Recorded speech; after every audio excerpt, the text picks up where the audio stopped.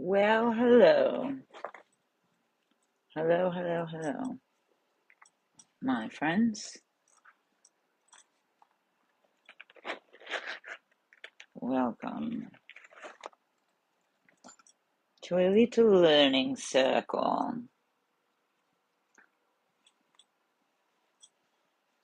post the many spirit ridden holidays through the weekend and until Monday, as much as maybe people maybe felt like their celebrations were over and what have you. Um, it is only the beginning, in fact. Um, and it always goes much deeper than that. And so perhaps that is also the grand misunderstanding with Scorpio, um, and why those personalities tend to clash with people so much, um, or tend to clash, within their own right, uh, as well as the idea of cusps. And I think that's maybe why signs that are close together in Western astrology uh, tend to also sort of create a lot of friction together, or not, and they meld very closely. And again, this idea of cusps, these sort of fractal overlays. Um, and so, in order to go deeper in honor of Scorpio and their season, um, I thought that there were a couple of ways that we could do that. Um, Again, in my journey to calculate my own sense of time, I suppose, deconstruct it in a 1.66 repeating fractal delineation, the Western astrology of Scorpio, and perhaps the in between of each would be the 13th sign of Ophiuchus.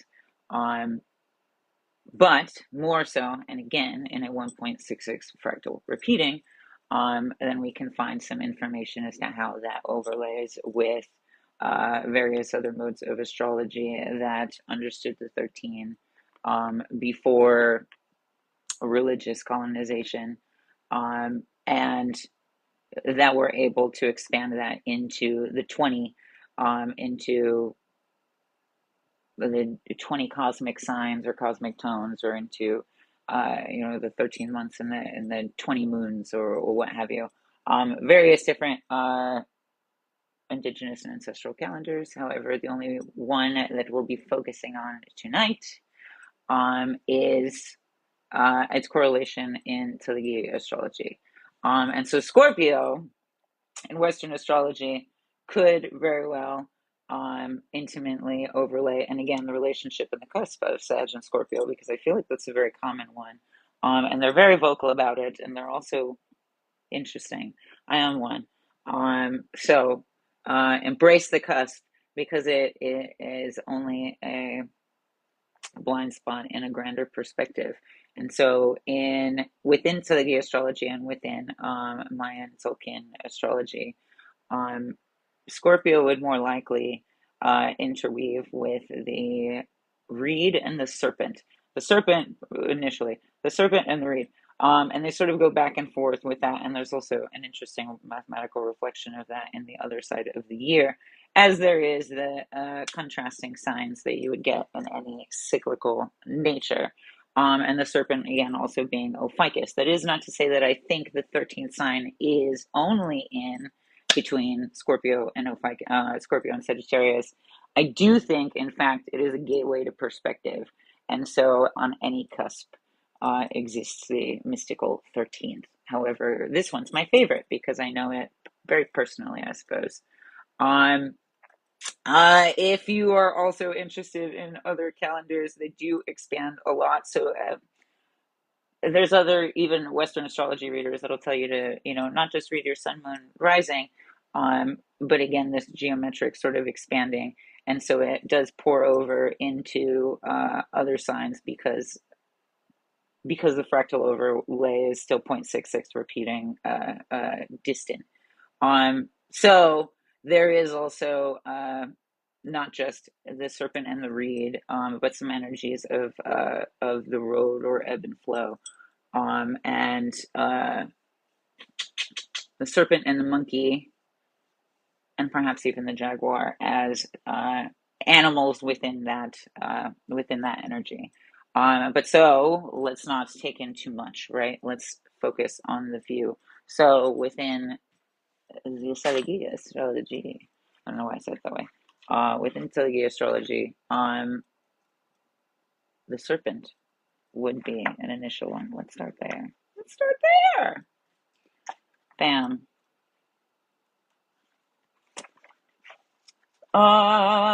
Directions east. Interesting. Still water and fire. Interesting. But that is something I've noticed within the pattern as well. You often find that there's sort of a contrasting element. And so I think that gives more insight into the shadow part of ourselves, which is perhaps why we were thrust upon with such a pinhole perspective of it. But let me not get ahead of myself. A passion flower is apparently also associated with this. This book is Cherokee Astrology by Ravenhale. Rest in peace. I believe passed in 2005 and was a very prolific Cherokee writer. But so where were we? There we go. Serpent. In the sky, the serpent is the constellation Serpens along the Milky Way or the river from Aguanti, tree of knowledge. The Northern Cross, or Cygnus serpent people, are reputed to be the sky people who come to Earth periodically as educators when the people have turned away from knowledge. ETs landing in UFOs. There's a lot of people that aren't going to like this, but if you actually spend time on native land and talk to the people that live around those mountains, there's always some interesting stories. Rainbow is the tongue of the celestial serpent, flicking off the rain. As above, so below, on earth the serpent was at the roots of the tree of knowledge in the Garden of Eden. And in the human body, the coiled serpent power is found at the base chakra, the taut spring that energizes the human body, much like we see correlation with root chakra or genitals in anatomy within astrology. Which is interesting because what we understand about the nervous system of genitals is very superficial. Always go deeper, but only in the best way. Go Scorpio. All the way up the spine or tree, right up through the crown chakra, and from there out and straight up to merge with the energy of the sun. The serpent power is the vital energy, the moving force, the instinct and desire for creativity, the trigger that sets off the action. Ooh, interesting. I'm not going to agree with all of this. I'm just reading it for some insight. It's definitely like, take what resonates and not necessarily all, because I think instinct and desire and trigger are all interesting words that we can pick apart themselves. In my anatomy of my necromancy of truth, trig is actually a root word for it. So triggers are actually something that, much like I talk about intuition and knowing the difference between your intellect, intuition, or instinct and intuition, is something that takes self-knowledge to understand how something really rubs against you and why. The lack of knowledge around this is how our government has been able to gaslight us so well. So very powerful sentence, but those are some key terms that I think really require some serious defining. I'm actually, if you've been following any of my writing, amongst what I have available now about peace and about breath, I am also writing about instinct and primal or primitive nature, and the ways in which we misunderstand that, and the ways in which it's kind of been used to denigrate and create classism in the mind as well. But I digress. We'll continue reading, and I'll try not to interject too much. The trigger that sets off the action. It lights the fuse that explodes and magnifies the life force itself. This includes not only sexual energy, but also love, passion, and its antitheses: goodness, meanness, compassion. Serpent types are intellectuals. Ooh, extremes, really. Truly. I'm sure we all know a lot of bipolar Scorpios. Serpent types are intellectuals. They have high IQs and usually keep abreast of what is happening in the world. They often take up mental pursuits, science, technology, or psychology. Yes to all of the above. They sometimes become so overloaded with theory that they need therapy themselves. Yes to all of the above, although therapy has been colonized just the same. The serpent sign intensifies not only the life force, but also its dual polarity, the death force. My favorite. Either they have more brushes with death than usual, true, or they are more caught up in emotional reactions of the death of a loved one. It is important that this day sign understands that death is as much a part of the scheme of things as life, and that it must be understood. Um, Very true, very true. Which is why I think so many people can find themselves rejecting their scorpionic natures or scorpionic elements within themselves. Especially if you find yourself with a fire sun, but a Scorpio moon, or Scorpio risings, often will struggle to really unleash themselves or understand themselves or really come to terms with who they want to present and how that feels authentic to them. Um, Da, da, da, da, da, da, da, da, da. And they also, especially being water dominated signs, I think hold a lot of emotion in general, but that also very much relates to grief and the amount of grief that they hold, sometimes the amount of grief that they're even perceptive to outside of themselves. Um, True, true, true, all of the above. The sign emits strong emotional waves, both positive and negative. This is one who loves very deeply and hates with a passion. The fires of the serpent power burn fiercely and can either purify for the good of all, or burn to ashes to the wanton destruction of all things. Unfortunately, I think the latter is maybe more true for a lot of people. And that I think is because of repression and suppression, and the ways in which we reject again scorpionic natures, um, because of the things that they're associated with. They're also associated with fear in a great way. Um, there's some even elements of mythical birds, not just the dragon, but the phoenix, not just the monkey, but a trickster, uh, not just the road, but the void, um, that often elicit a lot of fear. I mean, not just the scorpion, but the sting, um, that elicit a lot of fear rather than understanding the capacity to relax into whatever circumstance it may be, so that you can more deeply grasp it and rip it from the root, or whatever it is that needs to be done, um, particularly now. In this sign are the fertile seeds of both life and death. Two serpents twined about the winged staff comprise the symbol of healing and caduceus. Yes, and also Kundalini rising. Also, the intertwining of your light self and your dark self, your ego and your shadow, and your id. This tertiary truth that exists and it intermediates as well, which is very queer in and of itself. Again, rainbow is the tongue. And that's perhaps also why Ophiuchus itself was expunged. And perhaps also, in my studies and my theories, why the lore of Lucifer is so misunderstood. Because I think these entities are often are often displayed or depicted as androgynous in some way, which is queer in its time then too. Um, and so even religiously, spiritually, biblically, and otherwise, uh, it was a mode of hiding your queer people. It was a mode of hiding your healers. It was a mode of hiding those that were actually able to intertwine the Kundalini, unite the brain both left and right, see through both eyes and also the third.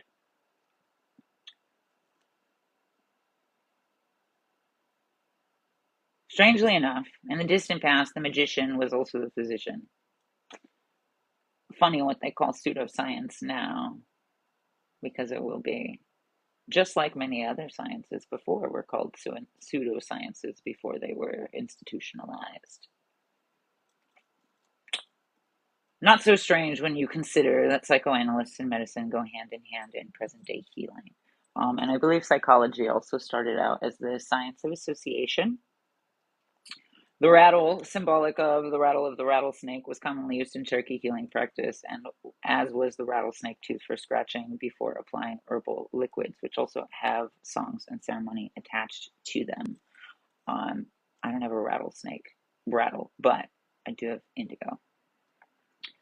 The serpent sign is the symbol of healing, which is also why so many are afraid of it. It makes me think of my writing in the beginning of the year. Oh my. I will find it. I'll repost it. In the legend, the serpent led the people out of the cave of darkness and into the sunlight of knowledge and intelligence. The serpent is probably the oldest and most widely recognized symbol of the masculine principle of the universe. Interesting, because even in the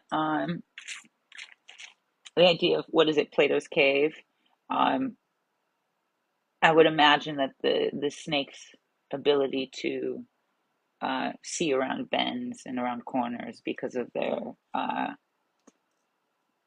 dexterity without fingers, is also how they're able to see beyond the shadows and change their perspective. Welcome. I'm glad that you could stumble upon and join. We're reading about the 1.66 repeating fractal delineation of Scorpio and how it expands into Seligi and Aztec or Mexica astrology. And others, amongst others. The dream, what is it? The dream spell is also something that I've been paralleling all of this information with. The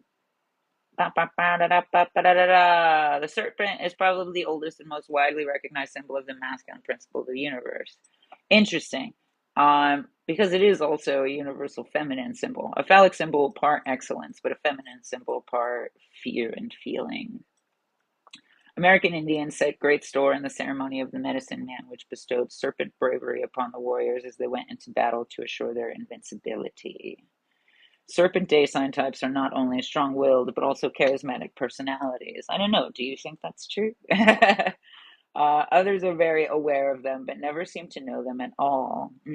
Lonely sometimes. They give off an unpretentious air of mystery. They have sex appeal. They take center stage and know how to hold attention.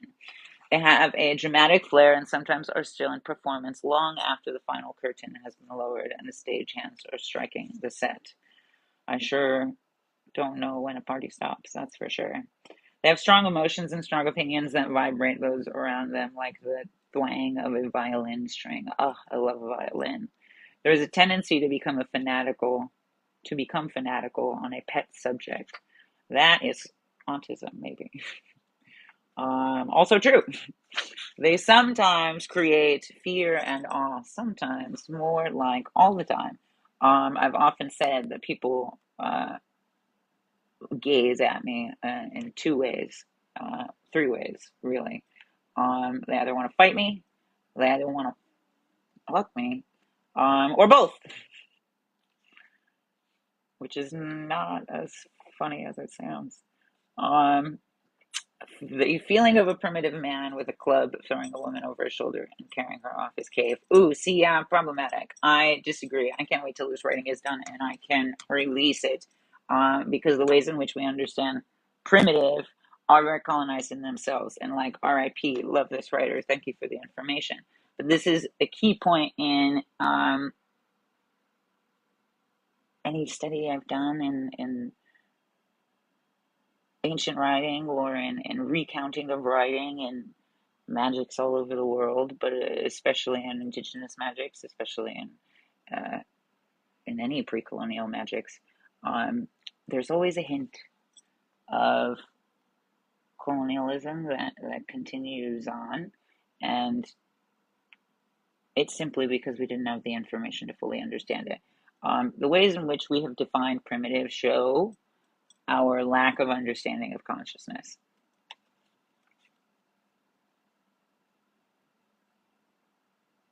Or the accessibility of it.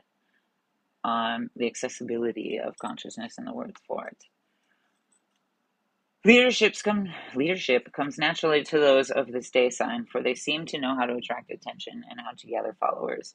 They naturally gravitate to the spotlight, yet they have an aura of mystery, persons that everybody knows, but nobody really understands. Their personality is difficult to describe accurately. Sometimes they become so charged up that they may be seen as accidents running around looking for a place to happen. The serpent is an ancient spirit of resurrection and necromancy. Because he often changes his skin, he appears to be reborn over and over again. Shapeshifters, borderline personality disorder, but also change. Like, also, I feel like the change that scares most people, oftentimes Scorpios, like, let me fuck it up.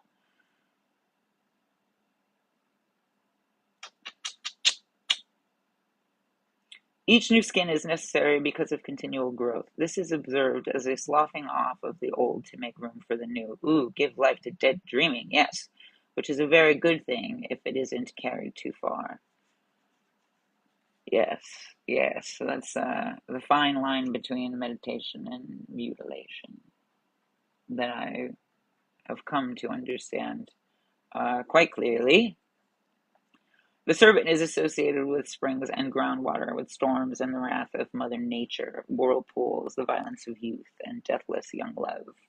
The temporary, breathtaking beauty of nature with its ensuing death and destruction, renewal and rebirth in the never-ending cycle of life itself.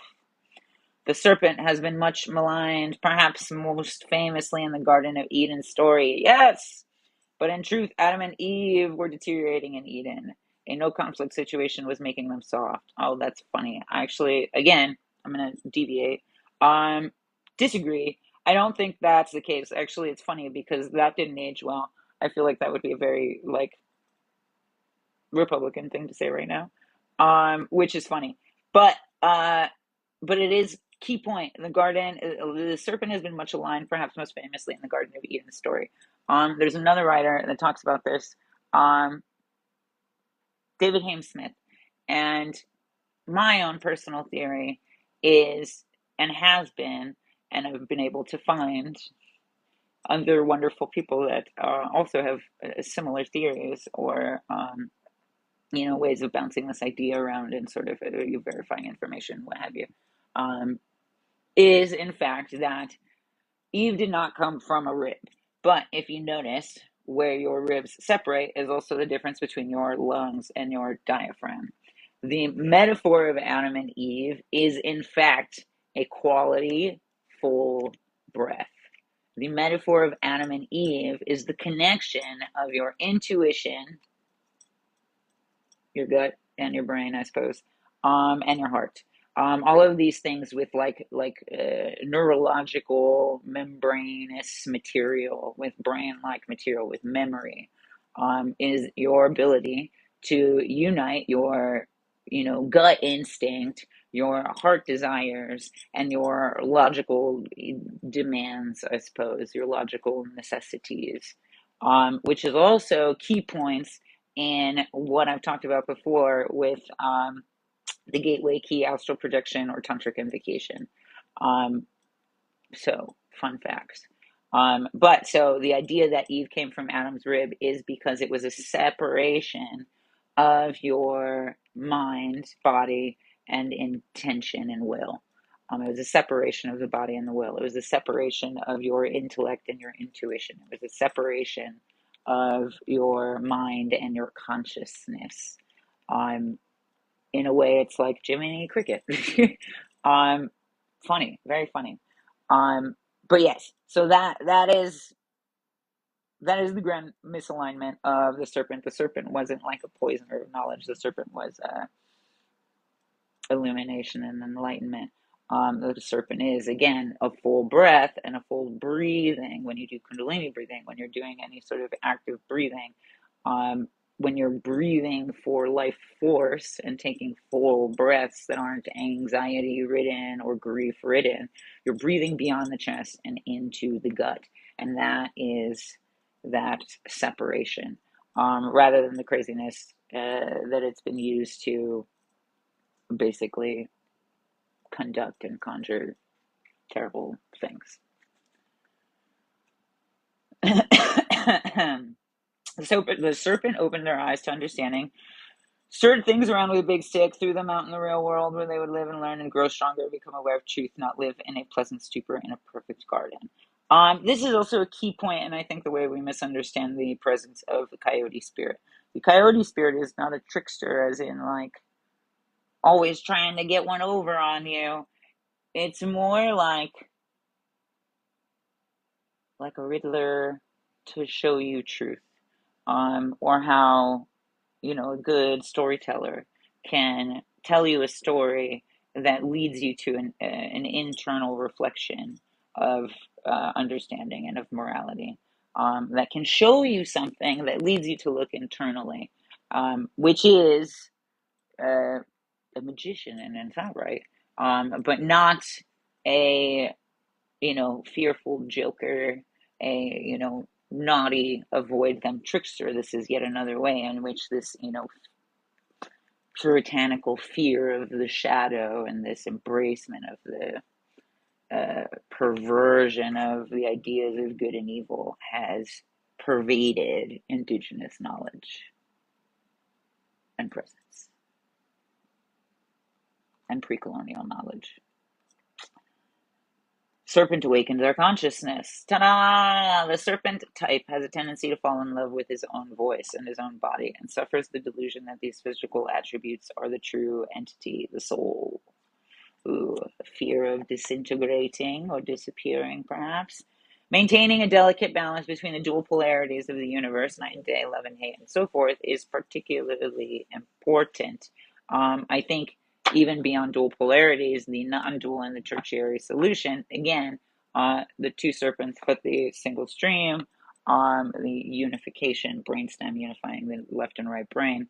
The difference, or the opposite of love, is not hate, it is apathy. Or the, I guess, antithesis, the cure to love or heartbreak. The cure to love and hate isn't in that contrast. It's apathy. This is also why trines in astrology are so important, and why oppositions are so strong.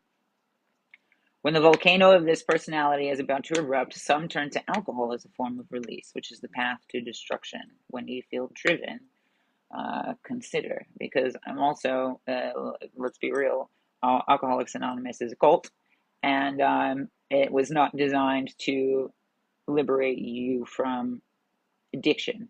However, some people find use in it. Amazing. That's wonderful. I also know some people that have not found use in it because they found kind of the same, like, good and evil battles that sort of alienated or isolated them. Much in the same ways that we still hear, Christianity call ancestral veneration, demon worship. It's this precisely this misalignment in the story, so as to separate us from our intuition, so as to separate us from a full breath in groundedness rather than in anxiety. So as far as and that's not to shit on anybody. Sprite, I admire it. I think it's beautiful. I'm like California sober, really. I know people don't like that either. But my point is, again, dual polarity is sobriety, or what's the word for it? Not purity politics, abstinence. Abstinence versus indulgence. That's your dual polarity there. But your non-dual understanding is when you understand the influence that the thing has, the relationship, the root cause of addiction, rather than applying it to the substance. Because in abstinence, or in what's the other, indulgence? I don't know why those words are eluding me right now. When we apply it to sex education, abstinence doesn't work, indulgence doesn't get us anywhere. I think the same thing applies to, because we also use connection in that way to treat a root cause, also applies, right? Thank you. I'm glad this is resonating. So beyond abstinence, beyond indulgence, is not giving the thing itself power anymore, because abstinence can also give the thing too much power. This is why we find so many people obsessed with, no nut or what have you, and sort of radicalized in their behavior in one way or the other, and in a very unbecoming way that is not for the benefit of all things. Let's say that. When the volcano of this personality, oh no. Slough off the old, outgrown skin of the past to make room for the new and innovative ideas that are your stock in trade. Interesting.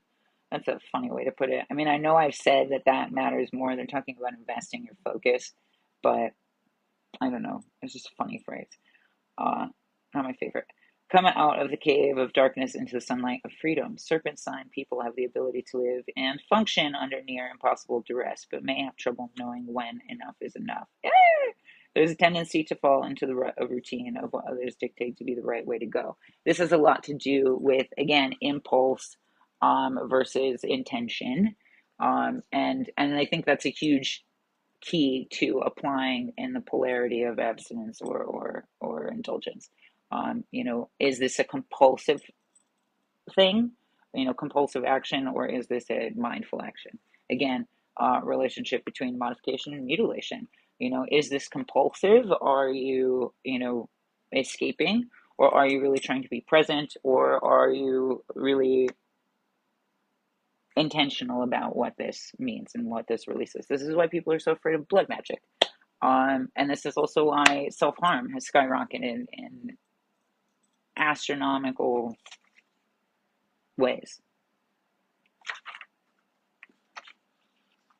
So I hope that brings some understanding to maybe the Scorpio in you, or the Scorpio in your lives, or maybe the Scorpio that you didn't get along with at one point. But it is not just that. Again, because it is a fractal delineation and we are expanding, this one Western sign can have a couple of influences, right? Especially if we're on the cusp. We'll do Sagittarius another day. But may also be the read. Yeah.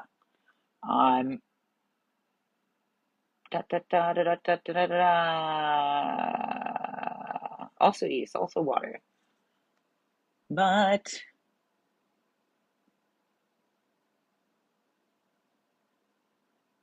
Scorpio, duh. Oh, that's because of Dragon's Fire. We'll do that when I do the moon. Reed is the earth reflection of the star Chakasi, along with the Chatwase flint. Reed made up the magician twins who led a journey to the darkening land of the west to bring back the daughter of the sun. Am I reading the right one?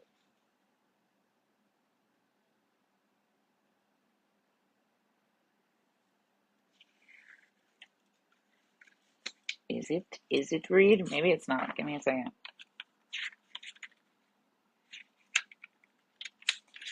Notes, lovely notes.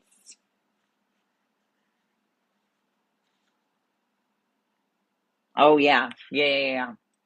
So this would be Reed in Tolkien astrology, but we'll see what this one has to say. Reed is the earth reflection of the star Chagase, along with Chawet Flint. Reed made up the magician twins who led a journey to the darkening land of the west to bring back the daughter of the sun. 7 men went along to carry the casket in which to bring her back and restore her to life. This wooden box constellation is now known as Gemini, and Chagase is called Pollux. Interesting, because that's also the Western antithesis of Scorpio is Gemini.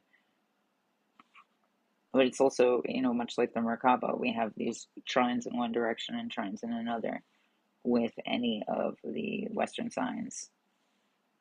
In Cherokee mythology, Reed, the agriculturist, is the creator twin. The flint knife who slays animals is the destroyer twin. Persons of this sign are intellectually keen. I feel like this is different than... Oh no, maybe not. Okay, we're just going to keep going. We're in faith. Persons of this sign are intellectually keen. They can bring all the elements of the earth to bear when fighting for causes that are important to the benefit of society as a whole. They are dedicated to raising their own consciousness as well as the consciousness of all. Reed signs are tall or of sturdy build, statuesque, followers of the straight and narrow. Arrow songs, water songs often will kind of intermingle, especially in various codices of Nahuatl songs. One who fights for principles, a crusader, who looks the facts of life squarely in the face, afraid of nothing, meditates, and comes up with a plan for dealing with the indisputable verities. Not one to shirk responsibilities, labors diligently when at work, but can just as wholeheartedly enjoy life when at play. Again, we have two extremes. This is something that I've noticed that society kind of cultivates too, within entertainment and workforce. They kind of work us into feeling like we need to escape, and then bouncing back and forth, and then we wonder why our dreams have fallen upon us, fallen away from us. This sign is well respected by associates, both business and social. A trailblazer, an inspiring teacher, a leader with many followers. A student of human nature, a master of ancient wisdom, and follower of the solemn rituals of ancestors. Woo! This sign has a strong mental force that probes into the interior and ferrets out the facts. Can find on the face of another person the incredibly stamped lines of character. Oh, yes, you can divine in that way. Can look into the eyes and see the mirror of the soul. Yes, you can learn quite a bit that way. Oh, absolutely. I know people think that everybody just has a lazy eye, but if you notice, it has a lot more to do with like projection and repression. Some people have a much more vivid and alive internal world. Um, some people have a very uh, definitive external world. Some people are very skeptical of the external world. Some people are very skeptical of their internal world, and it will, in fact, show in their eyes. Calls a spade, love the spades, queen of spades, king of spades. Whether or not is used for digging, they believe that truth is a fetish that will set you free. And by fetish in this means it's kind of like a not an iconography, but a statuary kind of channel. It's a sculpture of an energy that you're trying to represent or trying to take in. And so in some ways, depends on how you define fetish. If those two things are related, I mean. And if this person will be still and listen to the breath of the wind, because the wind does talk, she will be turned into the universal consciousness. Therein lies the front of all knowledge, of all time, and of all place. The reed plant was used to make blowguns and arrow shafts. It is the sign of a warrior who fights for the protection of all, or for causes that are just. This also will kind of sound like Sagittarius, and so again, we kind of have that cusp Western nature sort of showing itself in what these signs can inform us of when we expand them, right? Um, so maybe these are more shadow-esque familiarities, and we don't resonate with the, sunny Sagittarius, but there are still elements in between, and so perhaps this is a key to relationship. It is a sign of a warrior who fights for the protection of all, or for causes that are just. Such people have always been held in high esteem by other members of society. It is a war of conquest that steps over the line and becomes an abomination. This sign advocates beating swords into plowshares, not only with words but with action, setting an example for others to follow. This is maybe why so many Sagittarians find themselves in politics, and why so many Scorpios are anarchy as fuck. Gosh, can I swear on here? I haven't gotten in trouble for it yet. East is the psychological direction of success and happiness, no matter what the geographic route. In the metaphor of Cherokee mythology, journeys are always either to or from the east, depending on whether they are toward success or defeat. The infamous Trail of Tears of the 19th century will go down in folklore as a forced march from the east. This sign is closely associated with growth and development and change, both in Sedu corn, Zemais, and in humans. People were created by mixing the incarnation of the golden rays of the sun, corn, with the saliva of the moon, water. Saliva, not blood, was considered by the Cherokees to be the vital fluid of the human body. It depends on who you talk to, really. And the cornstalk is, of course, a form of cane. Salu was the mainstay of the people, the nourishment of the Mother Earth that provided for her children. A strange thing about the corn plant is that it will not reseed itself and continue to grow from one season to the next without an intervention of the hand of man. Along with a high regard for knowledge, persons of this sign have an all-encompassing love affair with the great outdoors. They are turned to the universal harmony of nature and speak a various language. They lie down and listen to blades of grass growing. They hug trees. They converse with chipmunks. Ravens call to them. Deer come and eat from their hands. The only way they would ever shoot an animal is with a camera. A squirrel is for company, not for a fur coat. Ooh. Persons born under this sign are ambitious to a fault at whatever they set their hearts on and tend to be very conscious of their own status on the professional and social scene. They make good forest rangers, politicians, social workers, and counselors, for they communicate well and understand others. The reed or cane plant is an excellent fire starter. The reed in Tolkien astrology is, I believe, more fire elemented. Reed types likewise build fires under things. They have miles to go and covenants to keep, and they can't wait all day to get started and to get others involved. In times of trial, trouble, and tribulation, this is also why Scorpios will often work alone. In times of trial, trouble, and tribulation, it is the reed who picks up the pieces and get things going again. There is a jack and a beanstalk type legend about how people once hid deep underground to escape destruction by fire. Their return to reality was accomplished by first planting a seed. It sprouted and grew, and they all climbed up inside this hollow reed to a bright new world. Bam! There is actually a lot of prophecy about the hollow reed and the time that we are in. So it's interesting what you can gain from, or what you can learn, what you can understand from the stories of old. When the world was destroyed by a flood, it was reed rafts that floated survivors over the waters, depositing them safely on dry land. From there, the clans island hopped over the remaining puddles and finally ended up in Turtle Island. It is predicted that the next world destruction will be by earthquake. If and when this happens again, the people will look to reed to be a path through the Holocaust to safety. Stepa. Reed is the day sign of the modern day Moses, who leads the people away from darkness and evil into the light of truth, to the promised land. Interesting. I've been reading a lot about exorcism in the Bible, and I feel like Moses came up recently.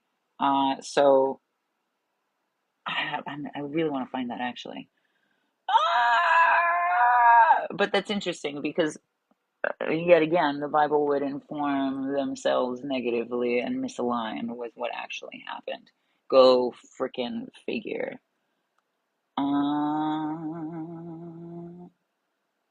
Let's see. Wrong thing, wrong thing. Give me 1 second. I am reading Cherokee Astrology by Ravenhill. But we're also comparing it to Western astrology and to the Tolkien. Because, as I have said before, there is a 1.666 repeating fractal delineation. And so,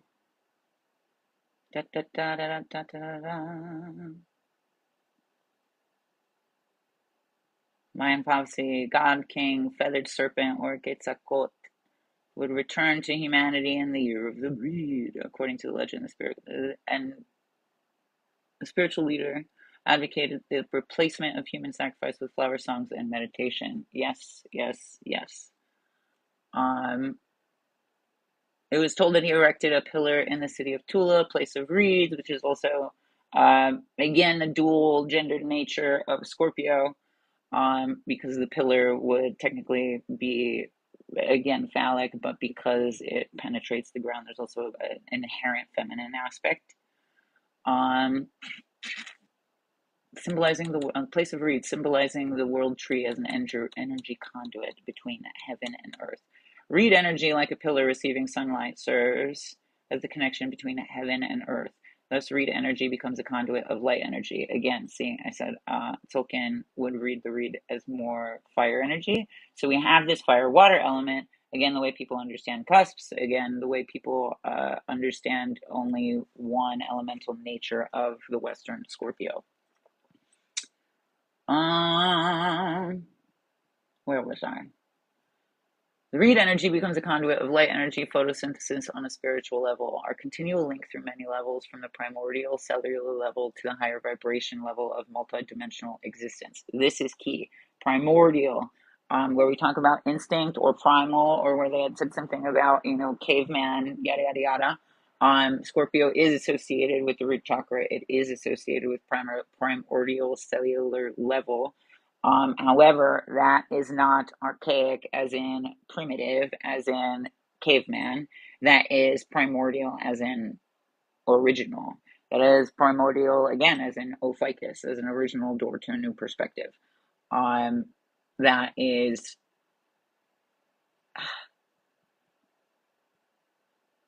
high intelligence, is a higher vibrational level of multidimensional existence.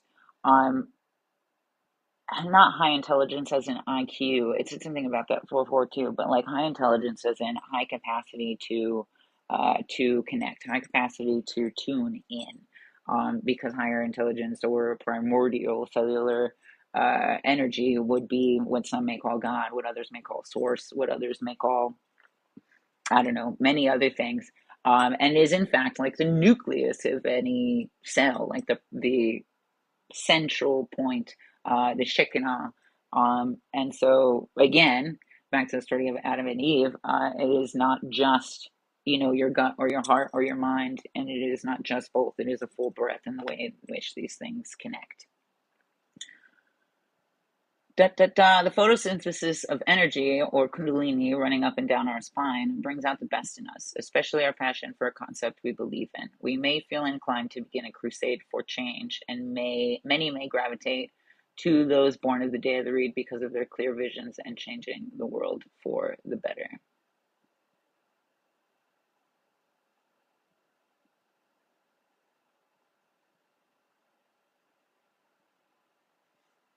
Okay.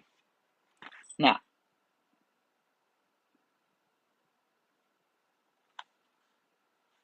the shadow dance of the reed is only a tiny small part. I promise it won't take forever.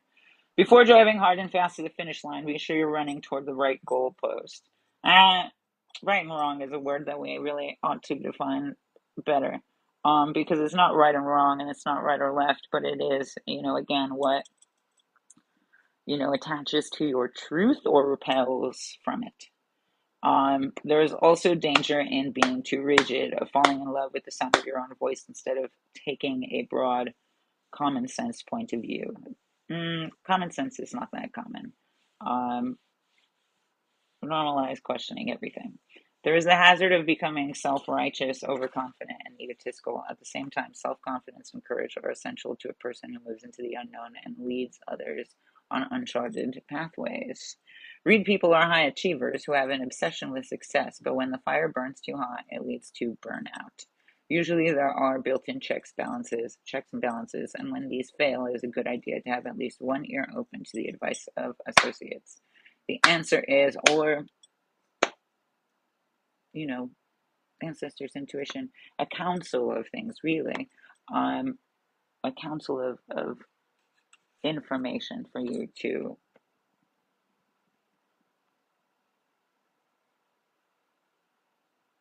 look at without judgment, and be able to synthesize rather than accept or reject entirely.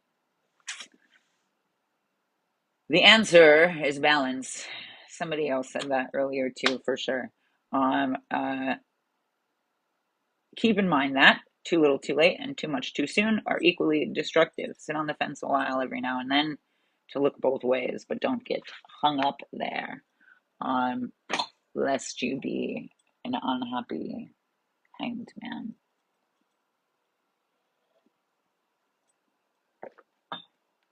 Interesting. And while we can go into more and more and more,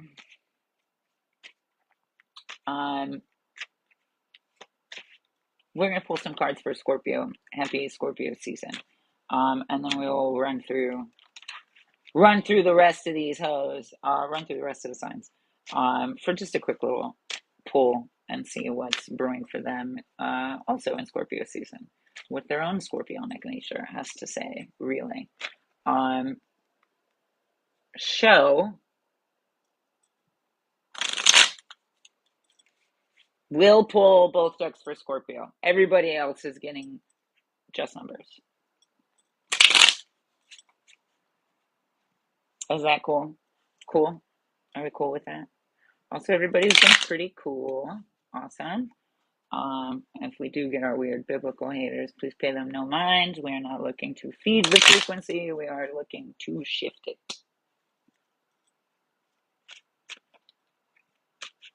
Likewise, it's not always just the religious zealots.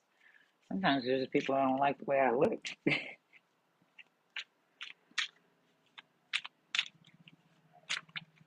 Oh, shit. My mom texted me. Lovely. Beautiful. I can't wait.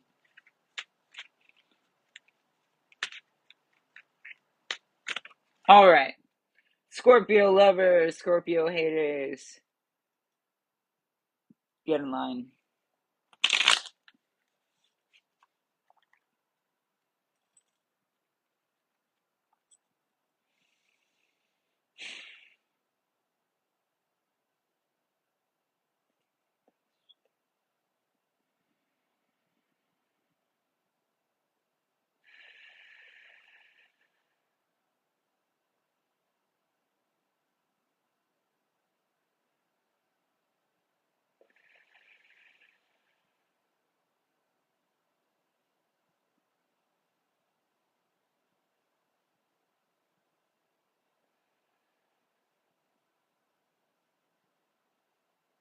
Interesting. Interesting. I think hello, Scorpios. And Scorpio moon. Okay, this might be interesting for you. I think just in those breaths, perhaps there's, instances of, or instigations that are leading to poor regulation. Um, but the more we face that, the more we lean into that, the more we can find how much that regulation can expand. It's the difference between like short, anxious breaths and like really long, deep breaths. But the ways in which Scorpios feel that in their energy when they're like very rigid or they're very, passionate and they get lost in these things, and trying to find not just balance, but like mitigation. Um, and it's not just about regulating and being calmer in fucked up times. It is very much about knowing very well your own like user's manual so that you can customize as you please. What's up? What's up? I appreciate you. And precisely, transmutation, transformation, alchemy, absolutely. It is just chemical, or what is that? Chemistry and physics. It is just chemical differences. Ah, beautiful. Did we not say call a spade a spade? Ace of Swords and Judgment. Top of the deck, Judgment on the bottom of the deck. Ace of Swords inverted is very much trusting what you know. Is very much trusting, and this isn't just logical. I feel like 100%. The way to mitigate your highly emotional times isn't to be more logical. It is to be more creative with them. The way to mitigate your super analytical issues is maybe to be more, not more logical, because I think that'll drive you insane, but more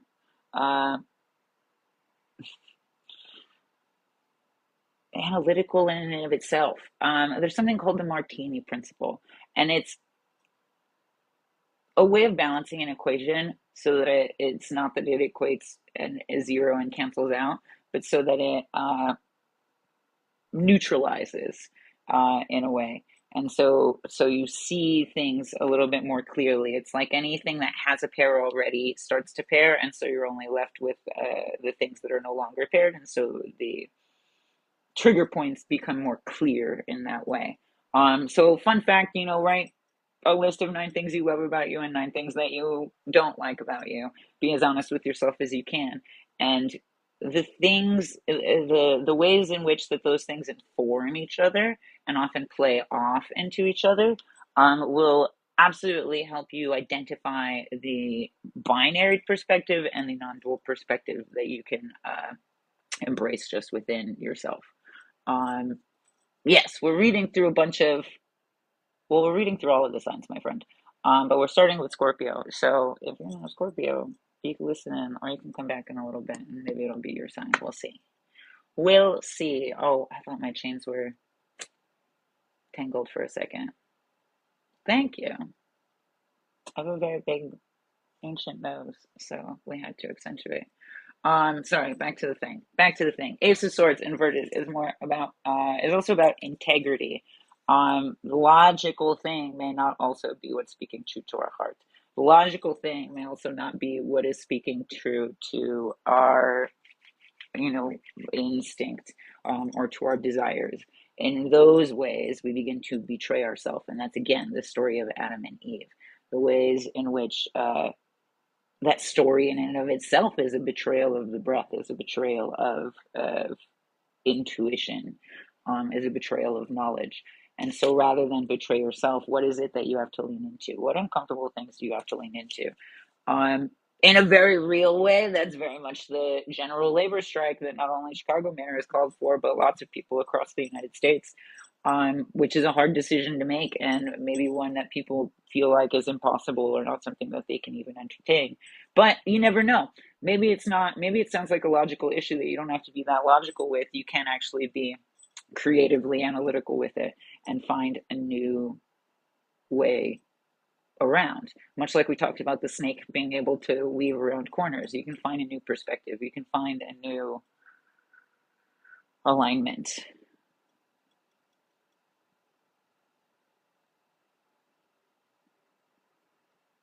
Judgment on the bottom of the deck is very much communicating that in a positive way. Scorpios can very much move in silence, and so by that I don't mean outright speaking. We can communicate in deeper ways. We can communicate in dreams. We can communicate in energy. We can communicate with everything, with, you know, with your eyes, everything. Realistically and scientifically, communicating with physical touch isn't even, I mean, it is physical, and unfortunately, but in a molecular way, those things are bouncing off of each other, and so it doesn't even require full touch to be able to inform those things. Um, Lack of touch can still send the same, if not more, energy. Enjoy your group meditation, get grounded. I don't mess with other people in my consciousness. um Call a spade a spade. That's not to say that everybody is playing around in people's consciousness. I just think that there's a lot to it. That I do go in on in my qualities of power, powers of quality thing, and the ways in which a lot of people are more so doing hypnosis, and the ways in which that can implant seeds. I actually worked with a client who had somebody essentially implant a hypnosis seed, that triggered a lot of their trauma and addiction. And so we had to essentially teach him how to hypnotize himself to remove that seed and continue to move through the world without being tethered to somebody else's desire in that way. So party on, just be mindful. Um, Judgment is also not just literal speaking. It is very much also speaking to the dead, speaking to ancestors, speaking to spirits, speaking to energy in the air. Realistically, like beyond the idea of even ghosts, it is a radio frequency. It's magnetic frequency in the actual cellular construction of the air. This is how the radio exists. This is why I say, if you don't believe in ghosts, how can you listen to the radio? Because the reason the radio exists is that scientists found that there's an electromagnetic current in the air, that you can place and plant and use as a bridge for your communications. Spirits do the same thing. That's literally why spirit boxes run through radio frequencies.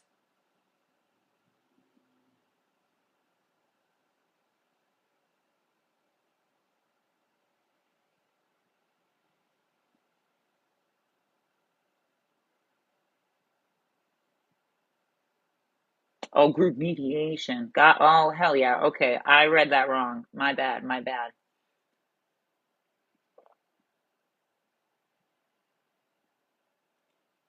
If a lot of ghosts are reaching out to you,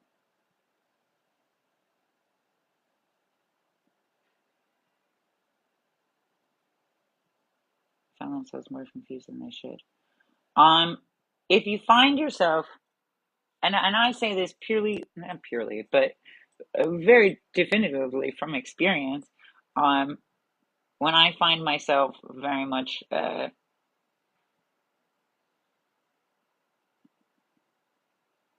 seeing more shadows or seeing more people or hearing more spirits or what have you, um, as much as it's something that we want to shut off, and this is why it's not something that everybody wants or really needs, as cute as it sounds, um, because it is very intense. You do have to sit with it and see what the thing wants because it is attracted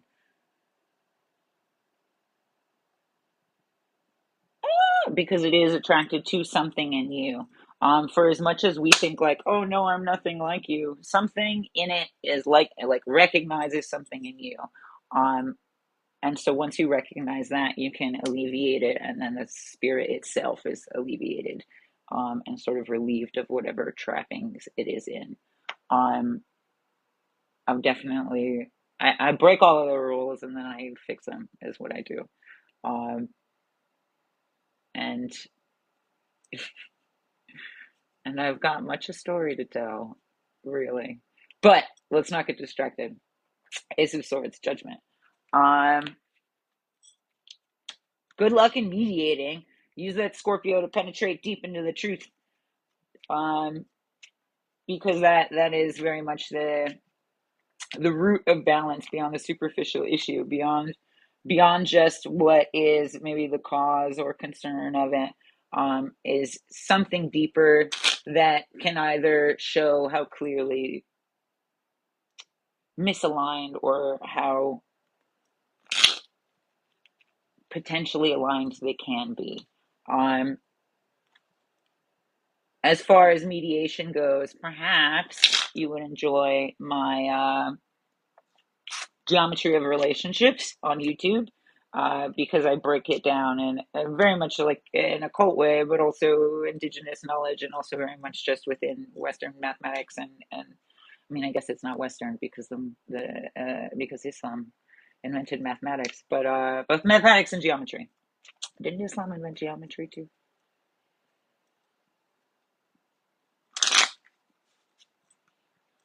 Okay, Scorpio, I'm gonna treat you because I like this energy to just a few more cards. Just the top and bottom from these.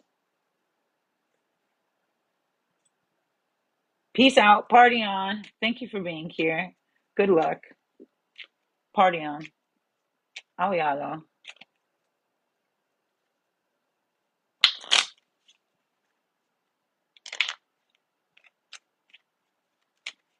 Okay. Scorpio, we give you some numbers for the immediacy. We took on some big spiritual things.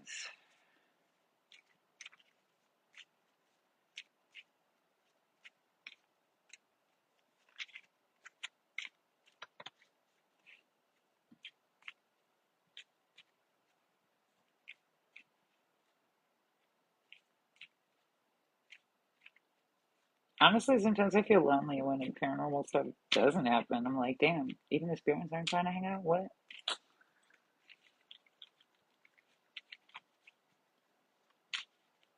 And sometimes it's a lot.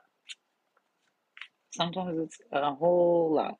I went to the cemetery for Devil's Night, and for Halloween, and for uh, the Day of the Dead.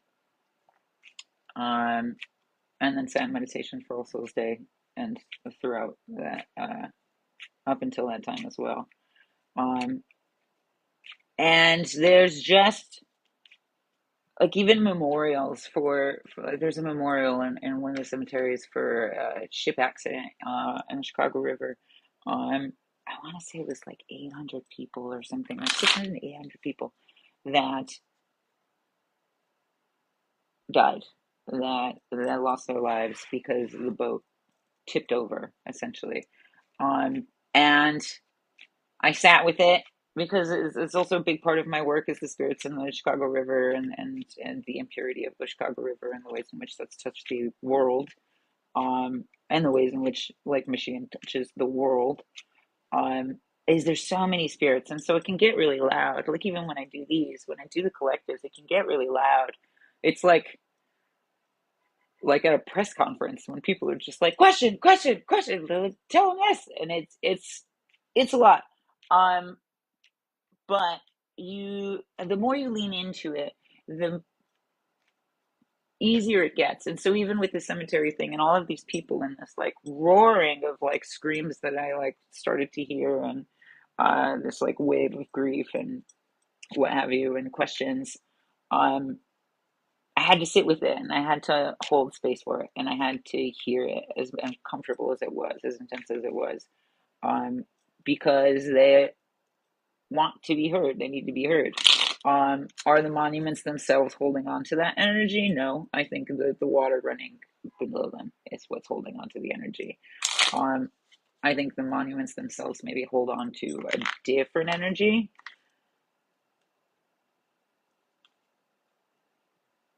and magnify it, or magnify the water running under it, but we can also direct that in a way as well. I appreciate that, my friend. Um, I feel like I feel like I feel like I know that. I just wish it wasn't so hard for some people, because sometimes that makes great friends, and sometimes that makes people that can't understand why they like don't wanna like me, and that's okay. I'm all here for it. I'm here to show you the hard things. Okay, Scorpio's treat.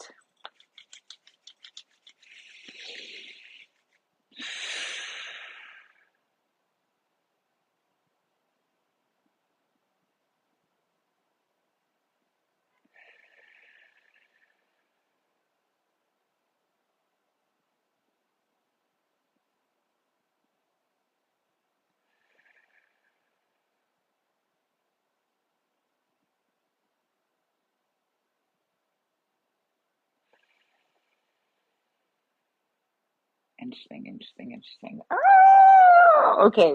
I love this. People are so. Oh, well, thank you.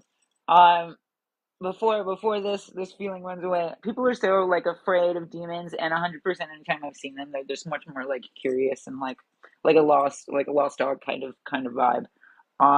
For sure scary at first, but as soon as you like investigate, they're like, "Hmm." And it reminds me of three demons that I saw in the pyramid of in the Great Pyramid of Khufu, Khufu, I think.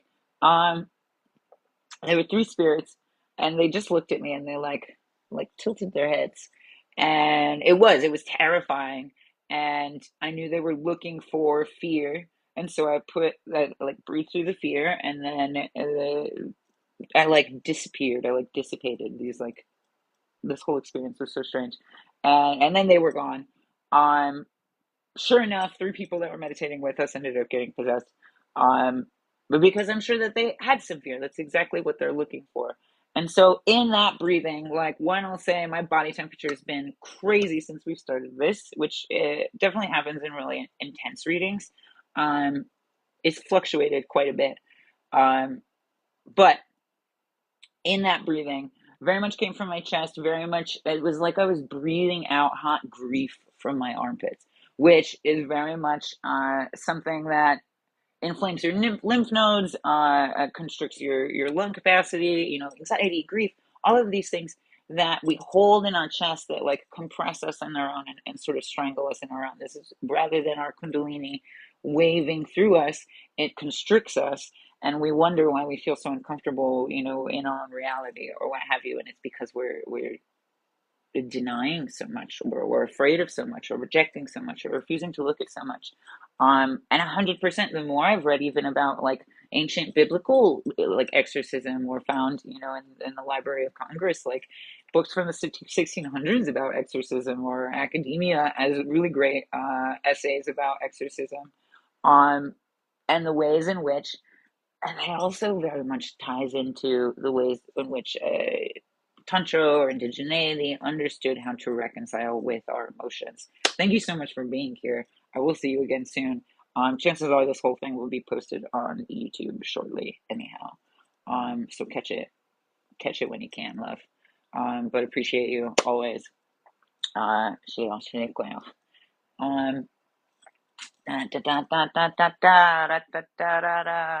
what was I saying? Oh yeah. In that breath, it was very much like I was breathing out hot grief.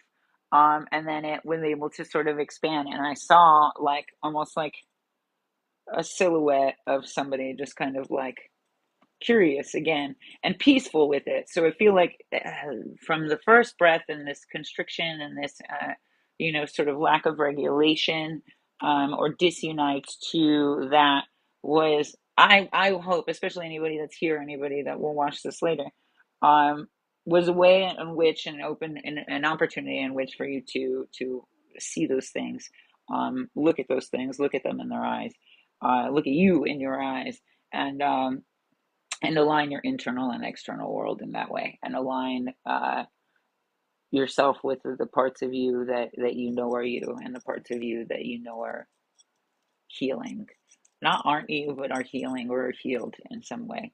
I do so much decolonial work because I had to do it for myself and decolonize my brain, and I was lucky enough to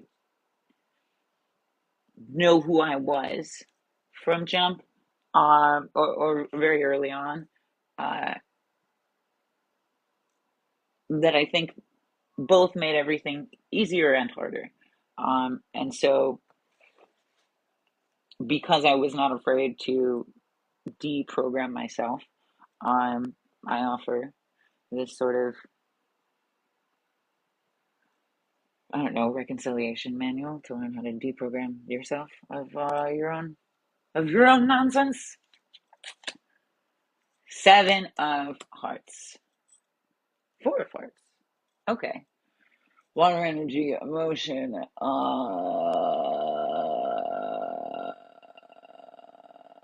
Four is very much coming together. I feel like,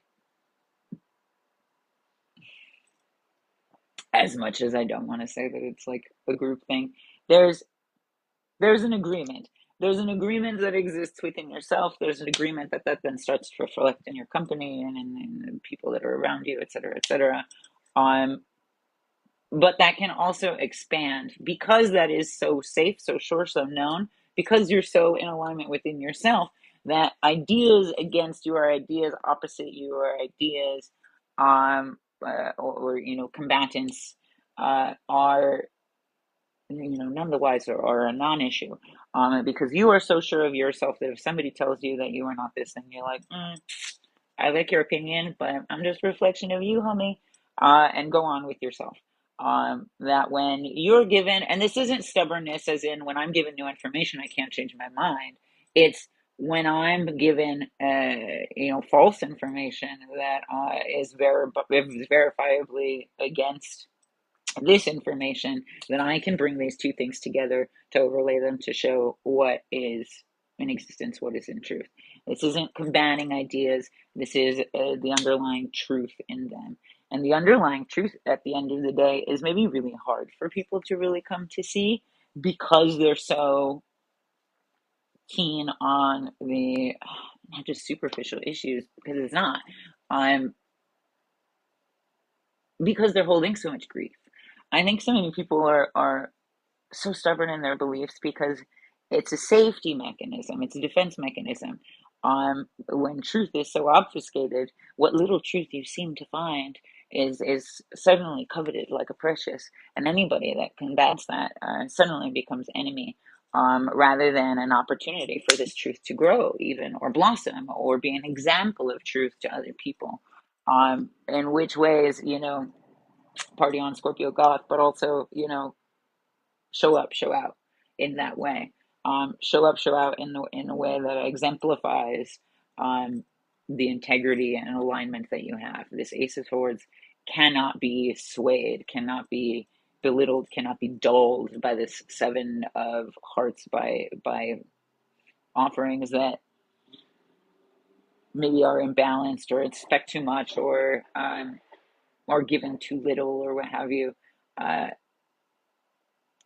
I feel like that's also a key point in like knowing your worth, knowing your value, um, which is again, a work strike came before, but like a lot of people are still very underpaid, very underworked. I feel like I have not been anywhere since everything reopened that wasn't completely understaffed and completely overworked in multiple ways.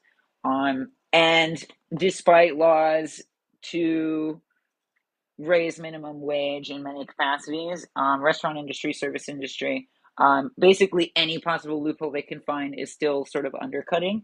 So there's absolutely a lot of people making significantly less than minimum wage because of one loophole or another, or because they're capitalizing on ignorance, because they're capitalizing on you A, not knowing, or B, not having the balls to speak up about it, because you need a job that much or what have you.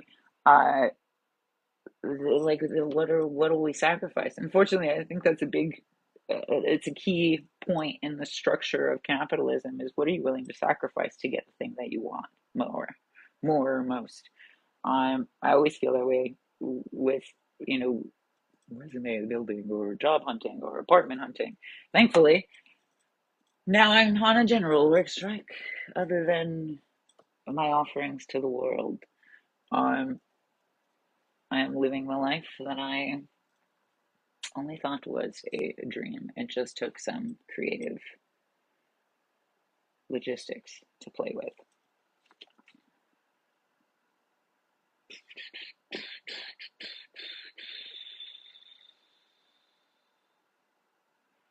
Seven is also a very important number. So,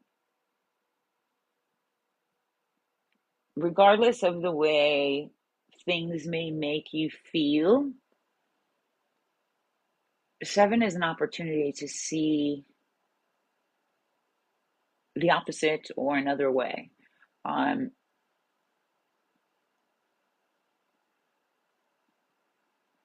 it's like when something bad happens, seven of hearts is the opportunity to have a change of heart about it, or to have a different perspective about it. If somebody is, breaches your circle and is arguing with you, rather than see it as an offense, and go on the defense, see it as an opportunity to maybe also go on offense, and be able to, maybe that's a bad example. Not also go on offense, but as an opportunity to grow with each other, as an opportunity to not just advance your placement, but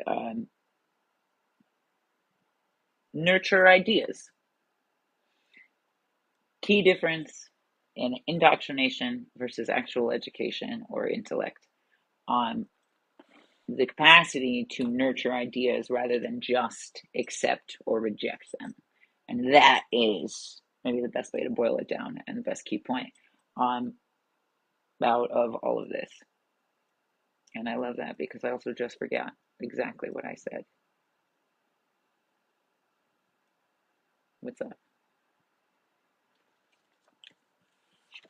Okay, Scorpio. Happy season of you. We love you for it.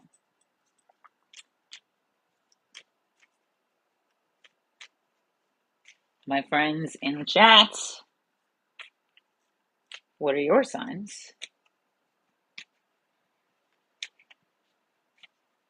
Or do you have Scorpio placement in some dominant position? What's up, Florida? Florida man. My cousin lives in Florida. All right, well, cheers to the scrollers. To some Sagittarius, some sweet Sagittarius out there. Woo! Happy belated birthday, dear Libra. Florida woman. I mean that in the best ways. Da, da, da, da, da, da, da, da.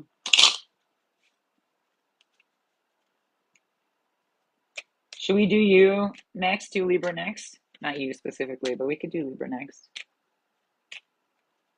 Yeah, how about that? Happy belated birthday. We'll do you. Because I am doing collective, but you were a part of the collective. And then I'll just be going in reverse order,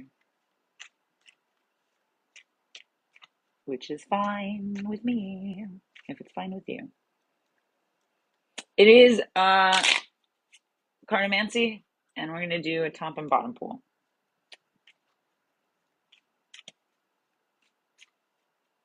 It is collective, so take what resonates right away, ponder what doesn't right away, because it usually comes through in some way, shape, or form, or just can be applied in a slightly different way. All right, that was the perfect shuffle for you, Libra. All right, any Libras in the house and Libras in the proverbial house? Take a deep breath with me, and take 3 deep breaths. Tap into the Libra and the stars.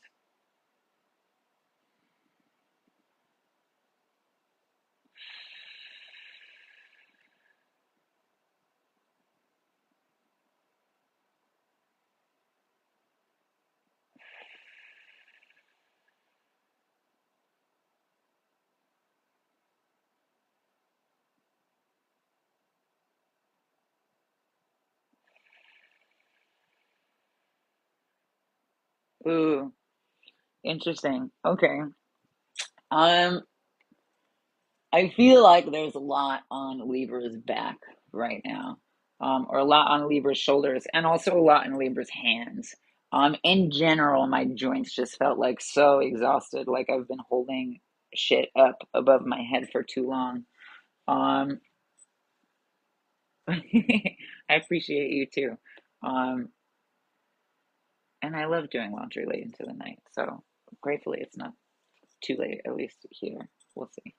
But so I think in a grand scheme, for sure, that's also, the ways in which we have these, idolatrous ideas of Libra and justice and what have you, and how much people talk about balance and mediation without actually participating in it, or, showing any sort of responsibility to the mitigation of it. People love to, talk about these things, but not actually be of it. People love to have these things, but not actually create them for themselves, or not actually participate in the creation of them.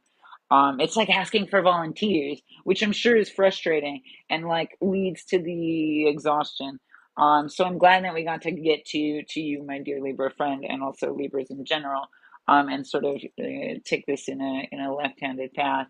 Um, to nurture those things, because I feel like, again, macroscopically and microscopically, so much is writing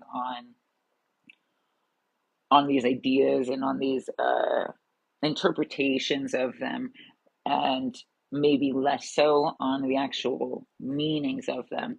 Um, the ways in which, the Statue of Justice even is this beautiful, sexy thing, and all of these ways that they've changed it so that she's like less offensive. Um, But what about justice after war? What about justice first thing in the morning? What about justice, when justice hasn't been able to shower in 3 days because they've been scouting? What about justice when food stamps get cut and shit gets hard? do we still have this romantic idea of her? And it's a fundamental misunderstanding of Libra. My friend, Libra was the last sign that I also went into the fractal delineations into Tsilgi and Mayan astrology. So perhaps you would also enjoy that. It has also been an inspiration for a painting that I'm working on. So it's been I've been trying to understand the weight that Libra holds, without preaching balance and mitigation in a colonial way. Oh, interesting. Okay. Love this. Bottom of the deck now is the Seven of Hearts. Interesting. We shuffled that a ton of times. Top of the deck, however, is the Seven of Clubs. And we have two um, directly contrasting colors on the color wheel. One is definitely of a heavy psychic or heavy mental energy. One is definitely of um, I feel like maybe an undernourished sense of self, an undernourished sense of confidence, because it's almost like an unripened pumpkin, or like this, just before it's ripe. Which honestly, maybe that's the pure ripeness, and that's when it's got its all of its nutrients. But I think as far as like even the eminence of that, um, it's a little foggy and it's less bright. In what ways have we dulled ourselves for the needs and the desires of others? In what ways has our frame of mind or psyche dulled our spirits in some way, shape, or form? And that's all work, no play, for sure. But that's also all rigor, no freedom, all responsibility, no leisure, all work, no play. The various other polarities that we bounce in between, and that other people see that we do this well, and therefore sort of force us to overcompensate for them and their lack of being able to bounce in between these things. I will say, especially with these color combinations, trust that not only is your sense of nurtured self necessary for your ability to deal with the heaviness of your emotions or your psyche, um, and turn them into an opaque sense of self, or an opaque sense of ideas, maybe not just whisked away with them, or far off because it seems illogical and you've got all these other responsibilities. Like, no, bring them to life.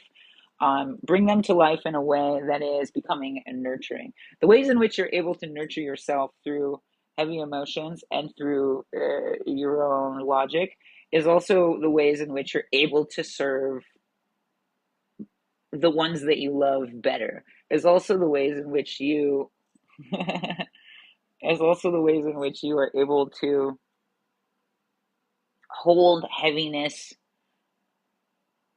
in general, not hold heaviness for others, but help others to see that they can also hold heaviness for themselves. And that's the key thing. We don't have to hold heaviness for other people. We do have to um, be so truthful with ourselves that they're also inspired to hold their own heaviness. And so please don't get caught up in overcompensating, um, but do get very caught up in understanding and uplifting and nurturing yourself. Um, and perhaps that's also just not just asking for help. I feel like that's very silly. And that's also very hard to do. Um, Sometimes it's also just doing it and seeing who shows up, seeing who notices, seeing who's willing to help. Um, Sometimes that's also, regardless of the help idea, just being so present with the purpose that help will uh, help will surely arrive. Um, this is part of trusting yourself as a resource. and trusting your capacity to make these things connect, or to make these pieces make sense. Um, and to be able to mitigate it within yourself. And that's a big thing too. We want justice in the world, but we also struggle to find justice within ourselves. We want peace in the world, but we struggle to facilitate peace within ourselves. And this is very much calling you back to that. Facilitate peace within you, and you will see peace around you constantly.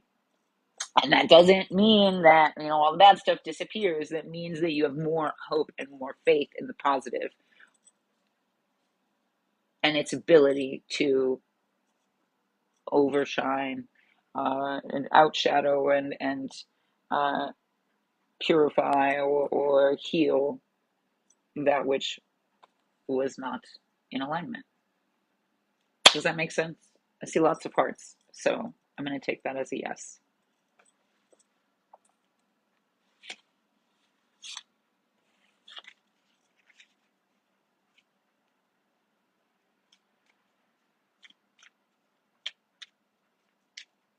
Thank you, dear Libra.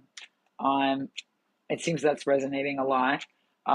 Again, Libra was the last time that I was able to sort of magnify and study the fractal delineation from Western astrology to Tolkien or Mayan astrology or Mishka astrology and Telegi or Turkey astrology. And so, if a lot of that resonated, then take a peek at my YouTube and check out what what I was able to expand into the perspective of Scorpio. I mean, of Libra. This one's Scorpio. Libra was the last one. Ta-da! Okay. Thank you, Libras. Love you, and I wish you well. My friend, I hope that resonated. I hope that parts of that give you a momentous trajectory post your birthday season, because this is also where you bloom and get to unfold. Speaking of folding, I know you also said you had to do some other stuff. So, by all means.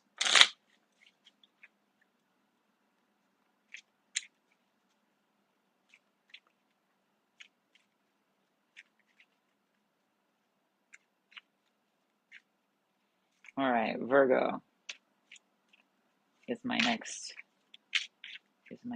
friend. Dear Virgo, got cycled back around. Whoa.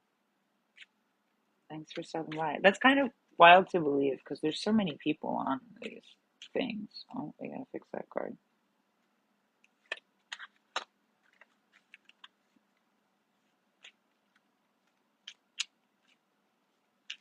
Virgo, Virgo, Virgo, Virgo, Virgo, Virgo.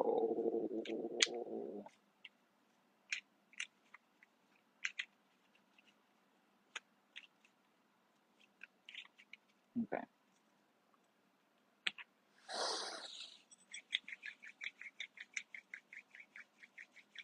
And now so Virgo.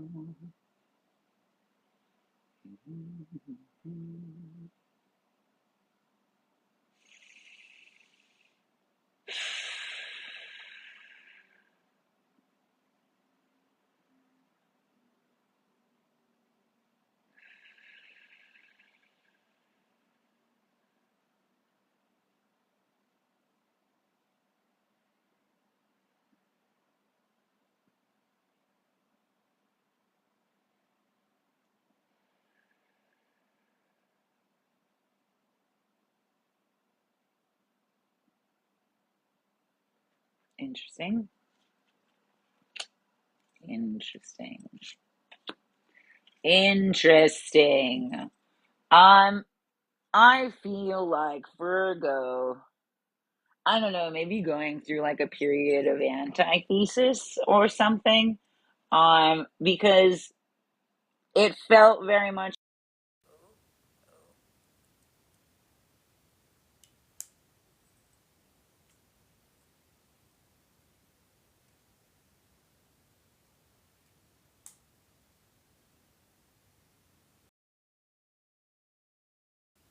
Lovely. Can we still hear me? I hope so. It says it's connected. We're gonna rock with it. Um, what was I saying? Form of antithesis. While it felt very expansive when I was breathing, it did also feel very sweet. It did also feel very like constricting and imprisoned within. Which we've talked about themes of escapism. We've talked about the Scorpio ideals of Kundalini rising in syncopacity and in rhythm rather than constricting and sort of nodding in emotions, health versus unhealth. Even the inflections of the word in indigenous language is like a key point to the magic in it. The three of spades, five of diamonds, three of spades can also be attributed to the three of swords in the tarot. I don't know if that's actually, I feel like everybody says it differently in the tarot, whatever. Um, which it's also inverted. Interesting. Um, which because it's inverted and again because of these ideas of escapism, it's like, are we trying to escape our own heartbreak through, earthly pleasures, through substance abuse, through whatever self-medication kind of thing it is. A lot of times it doesn't have to be a hard thing. A lot of times it's just scrolling. A lot of times it's just the need to post or the need to get lost on YouTube or stay up till the sun rises or whatever. Whatever strange ways corporations have raced to the root of our nervous system. And so perhaps slightly different outside of the ideas of heartbreak. Where is the nervous system? This maybe just isn't like heartbreak and breakup or, times you've been hurt, but like even the ways in which trauma has sat in our bodies and in our psyches, that certain things have become compulsive or impulsive simply to avoid dealing with, that one time somebody hit you in the face with a dodgeball in kindergarten or something. Um, not to like deflate that experience, but those are inflamed experiences, and we do our future selves a great service when we're able to reconcile all of those things kindly and gently within ourselves and live the lives, in a very real way. That's how you live the life you want, um, rather than be subjected to the patterning of the life that you feel you've been given or that you've already had.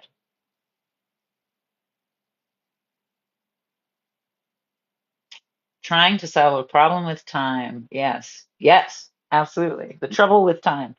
Indeed, is a big part of my own research. So thank you for being here. It's quite the quinky dink to have ya. Um, I feel like Virgo is also maybe dominated by a rational mind, especially right now, especially in emotional matters or in more creative matters, more introspective matters, more abstract matters. You can't necessarily attack those things with a very logical brain. You have to be able to expand in it. Oh, but in a relatively traumatic way, yes, time traumatizes us much and often and consistently. However, if you really want to investigate it, I've had some really great success doing one-on-one meditations with people as far as these seeds of trauma and programming. So, by all means, check out the website, hit me up, um, because I am here for it. Um, Three of Swords, inverted.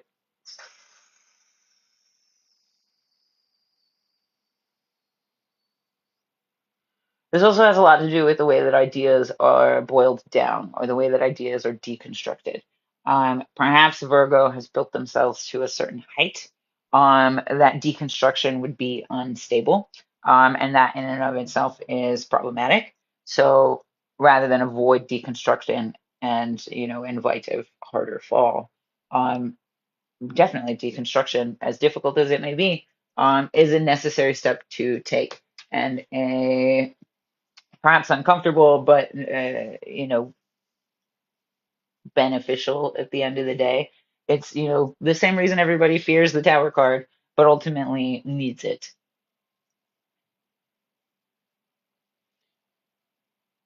Five of Diamonds. Ooh, interesting. Okay, for all that I've said, this is just very much somebody who's dominated by like a materialistic world or by materialism in and of itself. Perhaps somebody that even understands consciousness as being in the brain or a mechanism of the brain. Perhaps somebody that would define themselves as a conscious being without really understanding the word. Oh gosh, how frustrating, honestly. Um, because consciousness is so elusive. And I find that most people that throw that word around to describe themselves are often the ones that are reacting out of impulse or out of insecurity. Um, and simultaneously, even the most well read people on consciousness still exhibit a lot of misunderstandings of consciousness in the ways in which they look at other sentience in general, or other vibrational energies, or other forms of consciousness in general. This Five of Diamonds is very much the five senses, the five literal senses. And to spiritualists, there are many more senses than that. To healers, to witches, to those of us who have perhaps crossed and came back, um, understand that there are far more senses than just five. Um, however, oh gosh, the same can be true of breath too, because there's like five major chemicals and hormones that are released, but also there is research to show that DMT is not stored in the pineal gland, but it is in fact a byproduct of the breath that can be found in the blood. So the pineal gland still does store it, I believe, but it is not the creator of it. So this is again like major literal world example misconception of the literal physical world being real in general. So perhaps that's really disorienting for Virgo in general. I feel like Virgo's general it is a very analytical energy and a very calculated energy for the whole, which is maybe why Libra also feels the pressure that it does on its back. Balancing within realities or within sensory perception, honestly.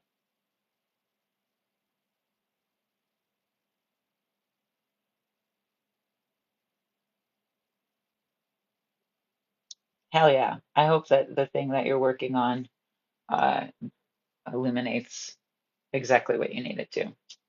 Um, and by proxy, honestly, interesting. Because you're working from the psyche into the material rather than vice versa. And that is a beautiful thing. Your reality is not dominated by these five senses, and that's great. My reality is not dominated by these five senses. I question everything. Um, that's not to say that I don't, believe in the things that are around me or know the difference and what have you. Um, but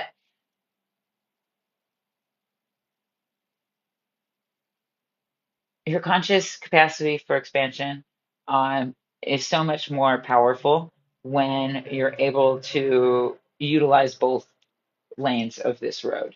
Where your internal world and these ideas, these psychic visions, whatever, um, these artistic visions can be materialized in the material world and materialized in the planar world. This is why art in general is so like fantastic and mystical to people. we are all artists, and we all can create, much like we are all capable of tapping in or tuning in or receiving information from intuition as well. Um, Conversely, absolutely, there is significance to uh, recognizing with the senses and being able to recognize that internally. This is a key point in being able to mitigate anxiety in social situations or in public situations or in any situation. Oftentimes you'll hear therapists or psychiatrists give you the advice of like, name 5 things you can see, name 4 things you can hear, name 3 things you can touch, name 2 things that you can smell, name, 1 thing that you, I don't know what the last one is. Um,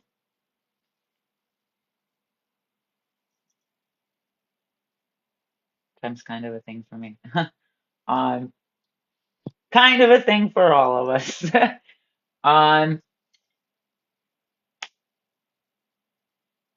yes, so those things have to be utilized both ways. I feel like this is like the steps of the tower card.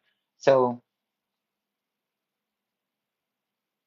I want to say buckle up, Virgo, but also like maybe not. Maybe take the fucking seatbelt off, let the tap down, and close your eyes and feel. And as hard as that sounds, as intense as that sounds, as much as that may tear down the world that you think you've built, something beautiful will come from something, and something much more in alignment and much more true and much more believable will evolve and erupt uh, from the ash and the embers of such a misunderstanding.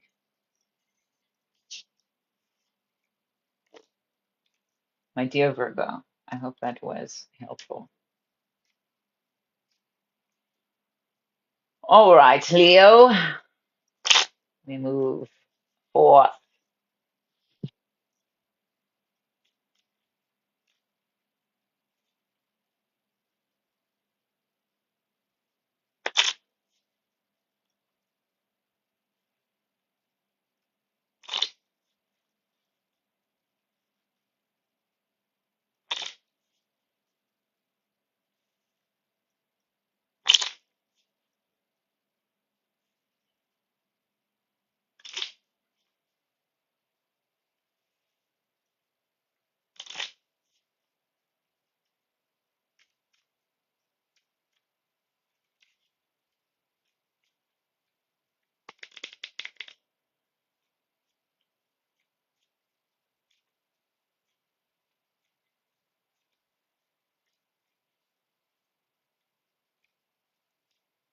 All right, Leo, dear love.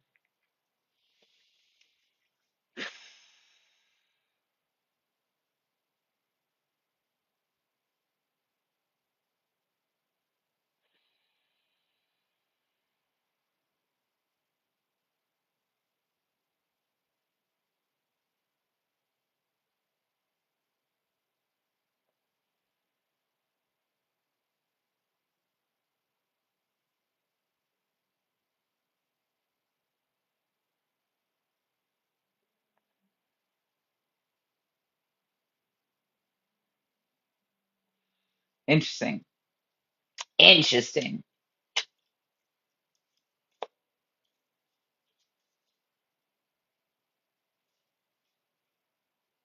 Thank you, my friend. You have been a real joy tonight. Um, all right, Leo. 6 of Swords, 6 of Spades, 7 of Clubs. Just in breathing, excited, big breath, big chest, but my joints, but like everything felt big breath, small action, or big breath, unified action, big breath, tethered action. So for some people, for sure, maybe that's running your mouth in a way that your body can't cash that check, or um, big sense of self and not sure how to move, big sense of ideas and not sure which way to move. But 100% can also directly relate to, find the unified truth in those ideas or in, whatever the elements of this thing are, so that you can find a unified directional movement, a sort of collaborative thesis of these things to direct that energy toward. And it's like kind of finding like the source thread on a knot, or like where things start. For some people, reactionary things, for reactionary people, that's going to be, what caused this? Where did it start? And you'd be surprised that, sometimes it's real random shit that happened to you back in the day, that you didn't even think was important, but caused this sort of compulsion in you for some reason or another. Um, Understanding that is not me suggesting diagnosis or suggesting Western diagnosis, as like the end all be all, like easy way out or anything. But understanding it, regardless of diagnosis, um, can 100% allow you to see yourself in a wider perspective and in just a more expansive perspective where it's like, oh, okay, I can have a little more compassion for you. I can have more patience with you now that I know that this is a result of this. Um, Sometimes that's even just the ways when we're like, oh, you're just like your mother, you're just like your father, and this resentment and this rejection of it, which maybe those people are a-holes for sure, down with that. But we heal that wound, we take it a little step further, we understand that or that reaction also stemmed from a root source in them, often maybe from a similar trauma. In which case, there we've got a unified truth, we've got a directional element of compounding interest that we can work with, and that's not necessarily working together in person. Sometimes that still means no contact, but working with the energies, in timelines and in spiritual realms. So 100% that requires you to also use your own intuition with, as to whether or not, uh, that means no contact but continual lineage healing, or that means that you have to open this door and embrace in some way, shape, or form. A little bit of both sometimes is always helpful. This Six of Spades is relation, is agreement. 100% again with, and we've just given that example with like living ancestors, but even with the deceased or the spiritual realm, uh, I feel like this is a key point in the ways, especially you see that purple psychic energy, the ways in which people fear psychic energy, or the ways in which fear rules psychic energy. um, Six is definitely like this beautiful, can especially upright, can be this beautiful familial energy, but this is very much, all of the entities at the altar, not just the ones that, not just the good ones, um, and maybe even not just the ones that we invited. But how do we hold space for that? Because not all elements of ourself are invited to the party either. In a very real way, we weren't invited to our own party because we didn't ask to be here. Um, and so that can be very frustrating. But rather than be frustrated with the self and sort of, nihilistic about it, what did somebody call it? Active nihilism. You can be actively nihilistic and be like, well, I didn't ask for this, but let me sit with it. Um, Gosh, so I ended up sitting with a spirit that I would really have not otherwise. And it was initially quite scary. And then I sat with the fear. And I wrote down what came through as I talked to the spirit because it was so interesting. Um, is this it? No, no, it is not. No, it is not. Where is that? Where is that? So we're gonna try to. Ooh, yes. I had to understand the difference between I and we, like I and me and I and we. And in Telugu, yeah, is essentially an interchangeable word for that. There's a lot of that I've noticed in, indigenous languages, or ancestral languages in general. This general sort of, unity. in understanding the language, or relational aspect in understanding the language. Um, and in the moment of fear, it was like, like, you don't belong here. I'm not like you. You're not like me, kind of thing. And then it was just like, well, then why would I be here if we weren't already similar? I remember very clearly, it was just like something, what did he say? Something,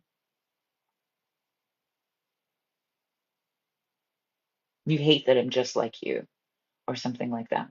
And it triggered me, because people have also said, people that I haven't liked have said that to me. And for sure, when I was younger, it was like I hated when people told me I looked like my mother. I hated when people told me that I was similar to her at all.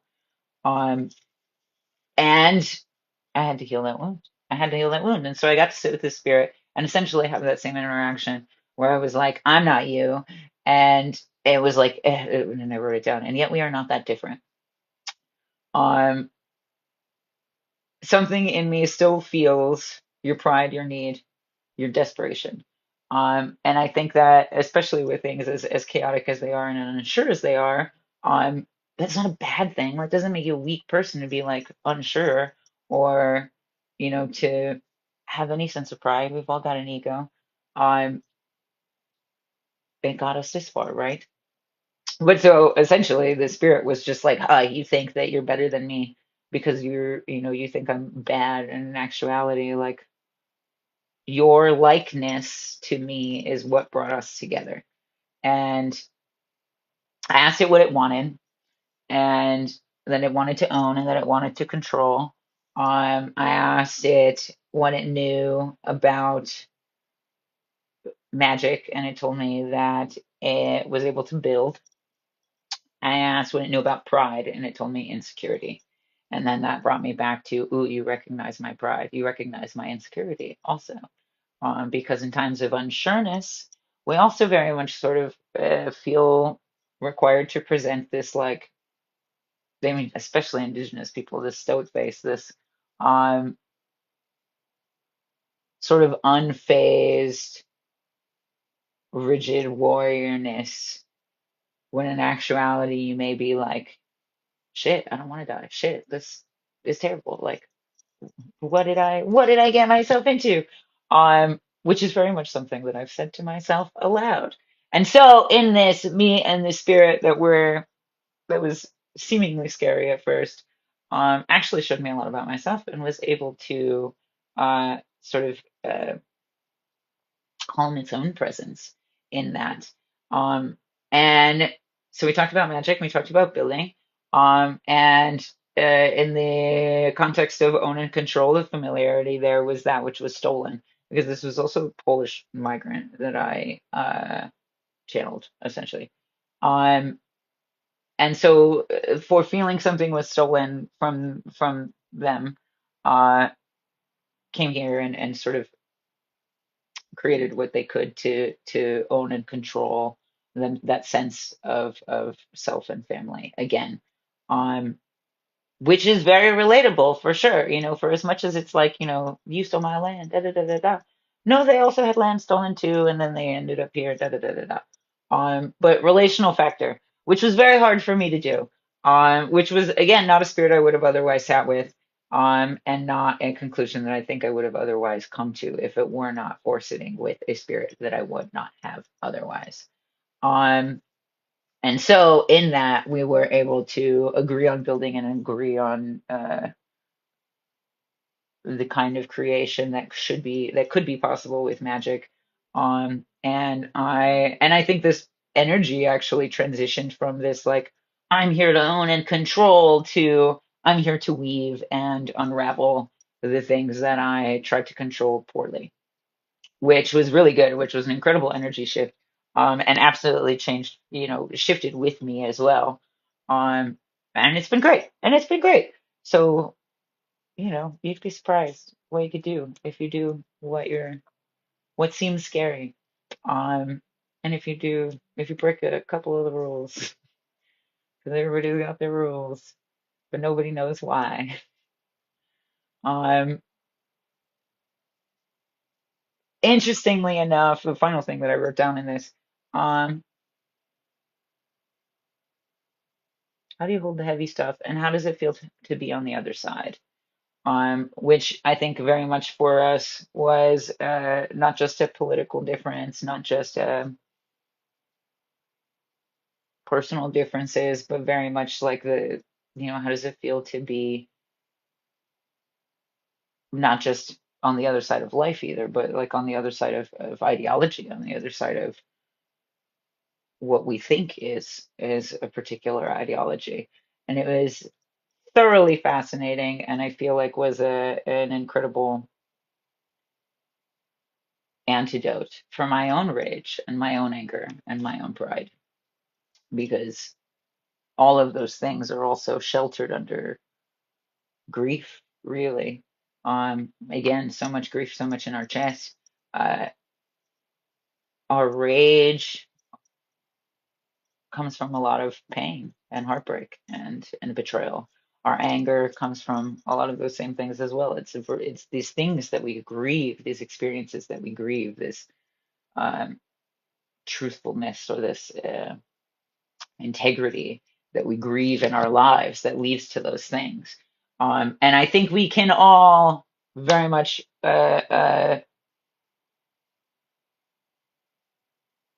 see an overlap in the ways in which we see the world through that.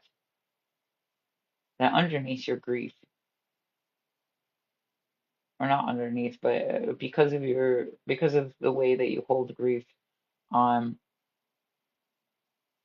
without acknowledging it, can lead to rage and anger and pride, and a separation of self. And this is where we get us and them rather than I and we, or you and me.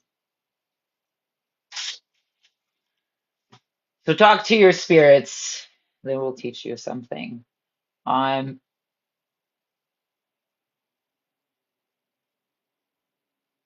what was I? Oh, Leo, and back to the cards.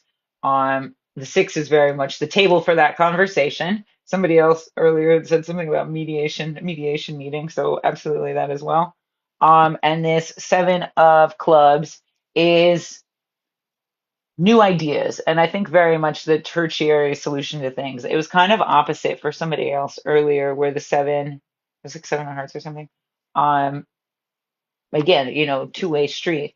This is tertiary perspective. This is again how when we see the overlay um, of these polarities, we actually get to illuminate non-duality. And so when you look at maybe hard conversations or maybe argument or what have you, as a negative thing, try and see it as an opportunity, not to convince the other person this or that or blah, blah, blah, or to get your point across, but as an opportunity to maybe find some synchronous tertiary solution and altogether new chord where you're mutually able to understand a new perspective. This is how things change. This is how things shift. And much like I've been saying, with even intruders that we get in here, people that aren't interested in anything that we're talking about, but have a lot to say about the way that I look or their own religion, we do not feed that frequency. We shift that frequency. And that is true of anybody that is rubbing you the wrong way. Much like the Bhagavad Gita says, destroy your animosity against them rather than to destroy them.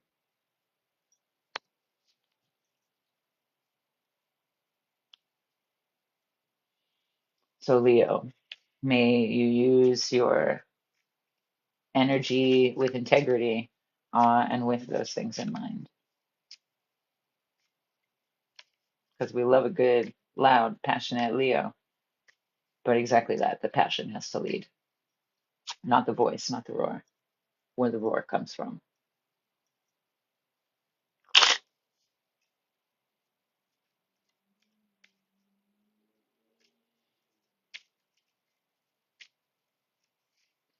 It's funny, even for as much as like the world is bickering, I feel like even these signs are like relaying information back and forth with each other. I mean, obviously always are, but like, it's like, how you pick flowers and it's like, does he love me? Does he love me not? Like this almost zigzag sort of alliteration of information.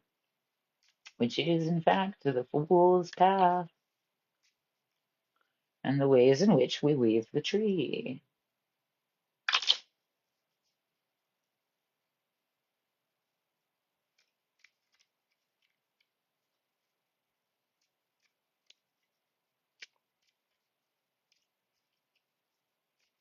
Cancer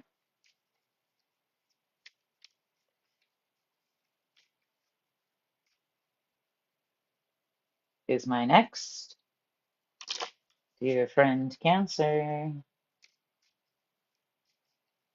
how are we?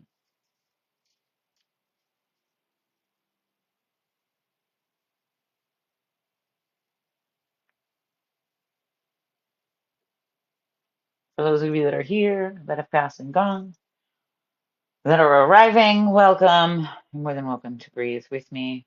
Um, but this is just running through the cycle of harmonies of all energies before we even discuss the moon. And if any of this has resonated, please like, share, show some love, send to your friends, send to your enemy. And if any of it has particularly resonated for you and you feel so inclined, you are more than welcome to tip on my Cash App and Venmo are linked on my website, but also it's just at Witch Project with a K. At WITCHPROJEKT. All right, dear Cancer.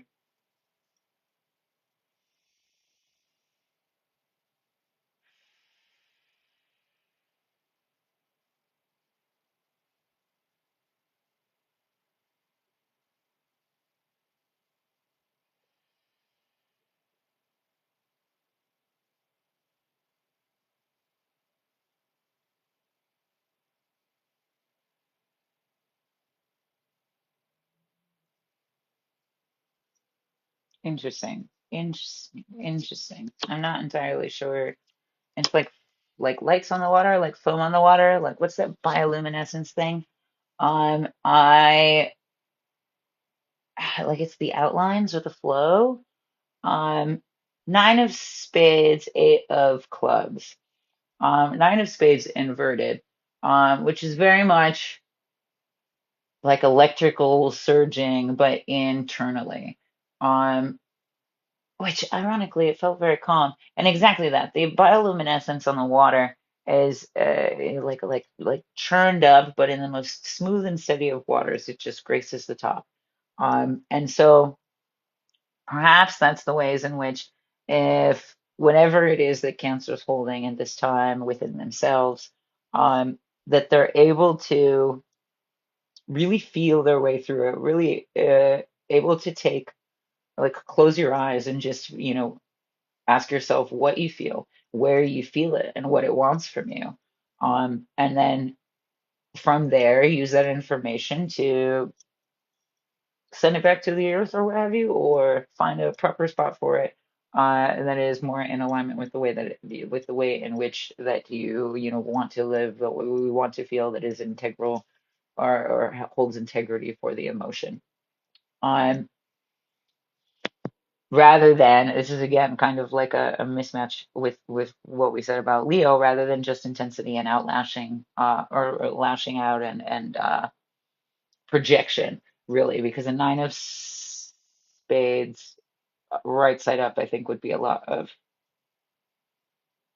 projection and isolation, whereas this is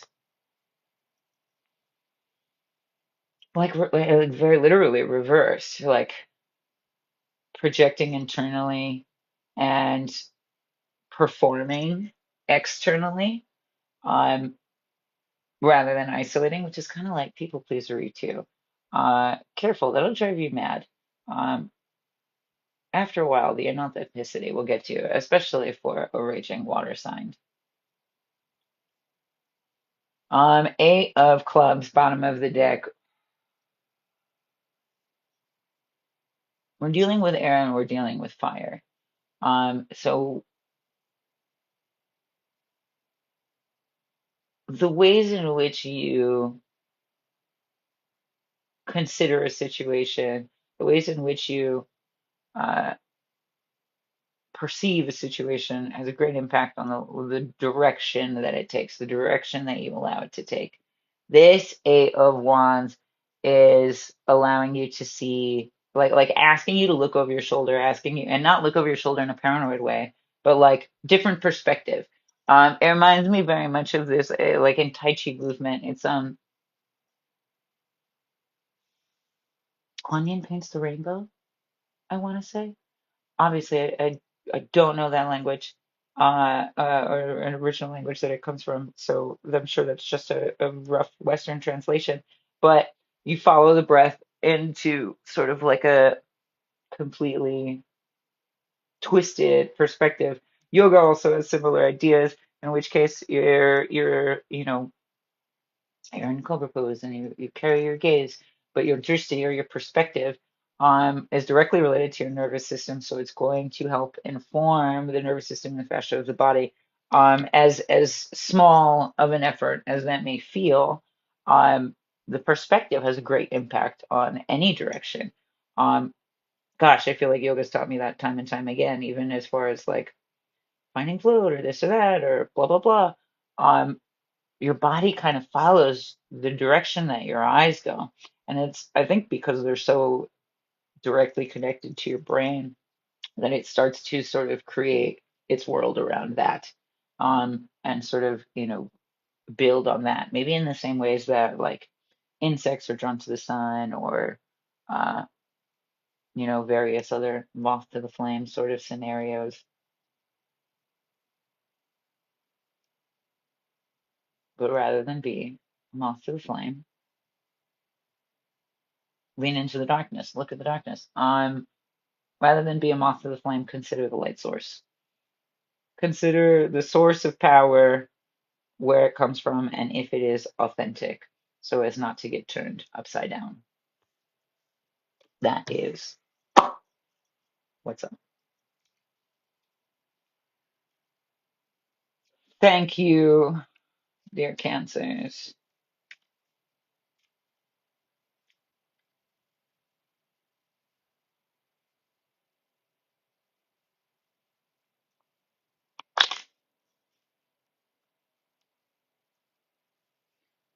Gemini.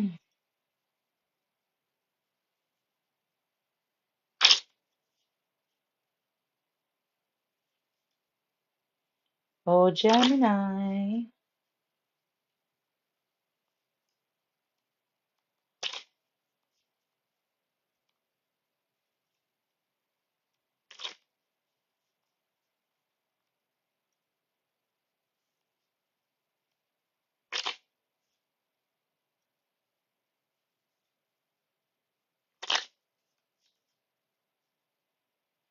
Uh,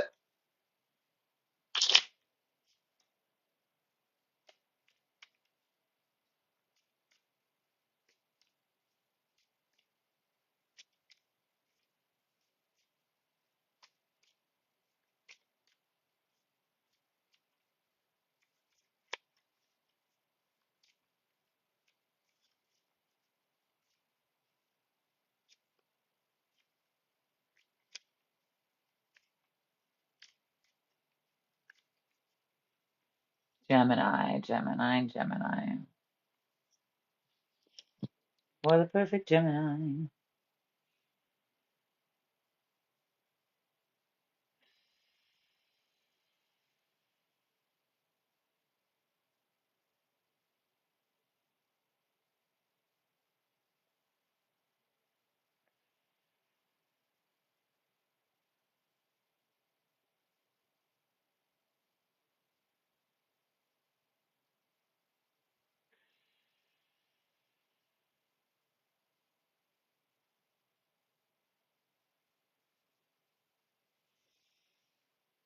Interesting. Steady but aloof. Unsure maybe. But I did feel a lot of energy in I think it would be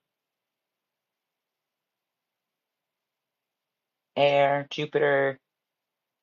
So maybe big changes, big directional shifts. I don't like that. It can be a great thing, but considering uh the chart of the entity of the United States of America, I feel like that's both obvious and also like probably not the changes that we want. But that's okay, because we're going to keep building changes that we want to see. Seven of Hearts, Ace of Diamonds. Yeah, absolutely. Timeline shifts. Um, Timeline shifts based on emotional opportunities. That's the thing. We can only shift timelines as much as we are like healed in that space. Um,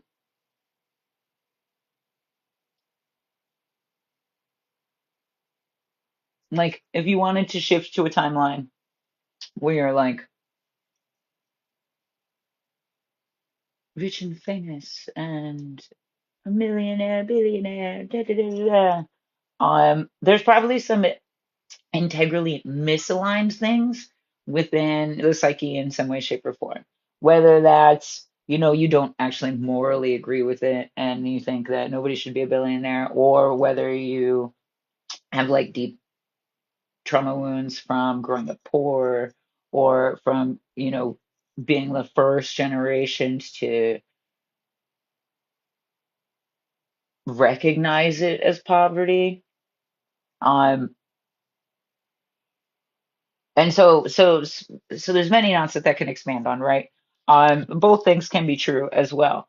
When you're able to sort of loosen the knot on those ties, then you open up an opportunity to be able to time jump to that reality where, it's your highest version of this or that or whatever opportunity. But that's also true in a very microscopic, non-woo-woo sense. If you don't believe in time travel yet, or in dream travel yet. But the ways in which people will say, people can only love you as much as themselves, or people can only meet you as far as they're willing to meet themselves. That's very much that. And so if we are just trying to escape, we will still just find ourselves meeting ourselves at that same point. It'll just look different, like in the butterfly effect. Um, the new version always ends up with some other fucked up factor because they're still working with the same elements. They're still working with the same energy. They're still working with the same, principles of change. Um, which is why it's so important to, not escape these things, not distance yourself from them, not numb yourself from them, but to, and not just to investigate either. Not just to like intellectually know these things, but to understand them, not just to study them, not just to know the this or that about them, but to be able to synthesize the in-betweens. And that is a key point in, again, travel. When your body and your mind are in alignment, when your brain hemispheres come into alignment and you're able to tertiary solution in between, and the ultimate point of um, I guess hidden point of like temperance and other air signs is the space in between, the actual hydrogen bonds between these molecules, um, essentially. And so I think the Seven of Diamonds is very fun. And it's asking, I mean, Seven of Hearts is very fun, and it's asking you to consider the impossible. It's asking you to consider all possibilities, fun possibilities, like make your life the Willy Wonka fun world that it needs to be for all things to be possible and to be true, so that you can see the kind of change that you want to in yourself or in the world because you are able to entertain the impossible rather than just write yourself off as, I'll never be that because this isn't possible, because I don't have that, because I don't know this, because of da da da da da da da, whatever. Um, and I know that's easier said than done because we are very intelligent and by proxy also probably fairly logical. We're not lost in the air, right? Although in this context, I think we are. We're lost in the air of bullshit, rather than being able to really tangibly, not even just tangibly, really like embody. Because that's also tangible to embody. That's very earth driven, but it's not tangible. But to embody these things. And honestly, really just as a thought exercise, what's the craziest rumor you've heard about you? And if you were to start a rumor about yourself for the benefit of yourself, what would you start? As unbelievable as it sounds, go for it. Because people start crazy rumors about us not knowing a damn thing. And it's like, we hear them and it's like, wow, how did they get that? That came out of nowhere. Who puts the shit together? But we can also do that for ourselves, and uh, entertain those things. And in reality, it's actually more aligned with what your heart wants and what your, maybe passion and purpose is, and able to breathe more life into those things. But it feels impossible because we're programmed to think about work. It feels impossible because we're programmed to shun our passions and to misunderstand our desires. Um, So consider a world that maybe has a decolonial understanding of those words so that you can start your favorite rumor about yourself and live up to it. Um, in the same ways that I love to tell people, like, believe what you heard. Uh, because you know what? Even the bad press is good press, especially when you're just embodied in yourself, because then nothing can throw that truth off kilter. Because then no doubt can set in onto those goals because you're already believing in the impossible, and by proxy going to make it that much more possible just in belief. It's a creative time to be alive. Please don't get caught up in just the intellectualization of it all. And perhaps Virgo influences that in some way, shape, or form, somewhere in your chart.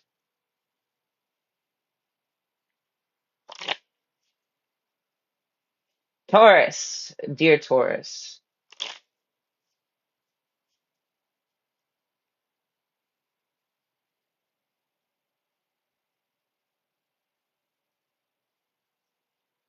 dear Taurus, how are we? We're going to see.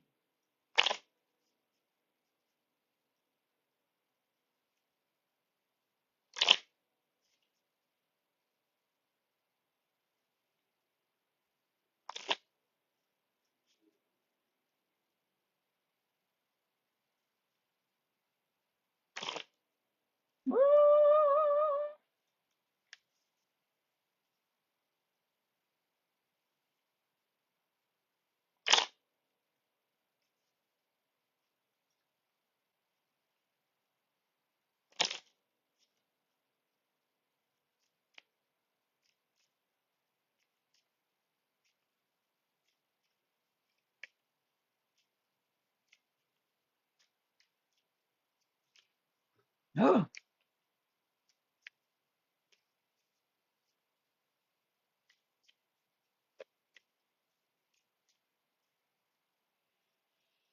Taurus, Taurus, Taurus.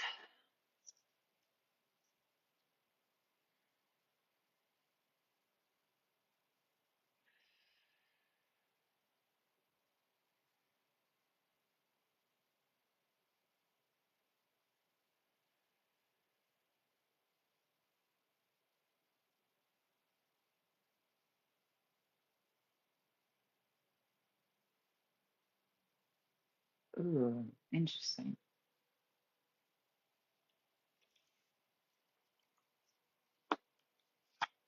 Ten of Hearts inverted.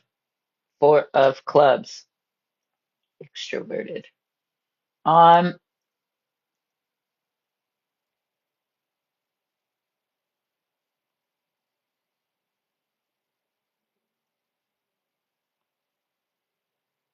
all right. Now I can stop focusing on that. Just in breathing with Taurus, I think I definitely felt a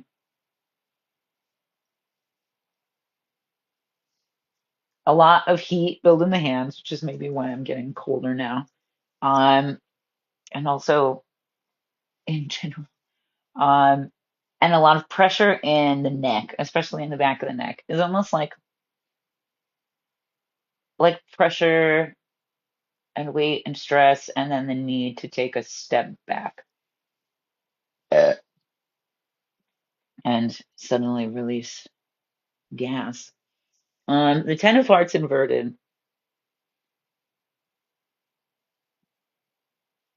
especially with this color. It's this sort of like putrid yellowish green. Um,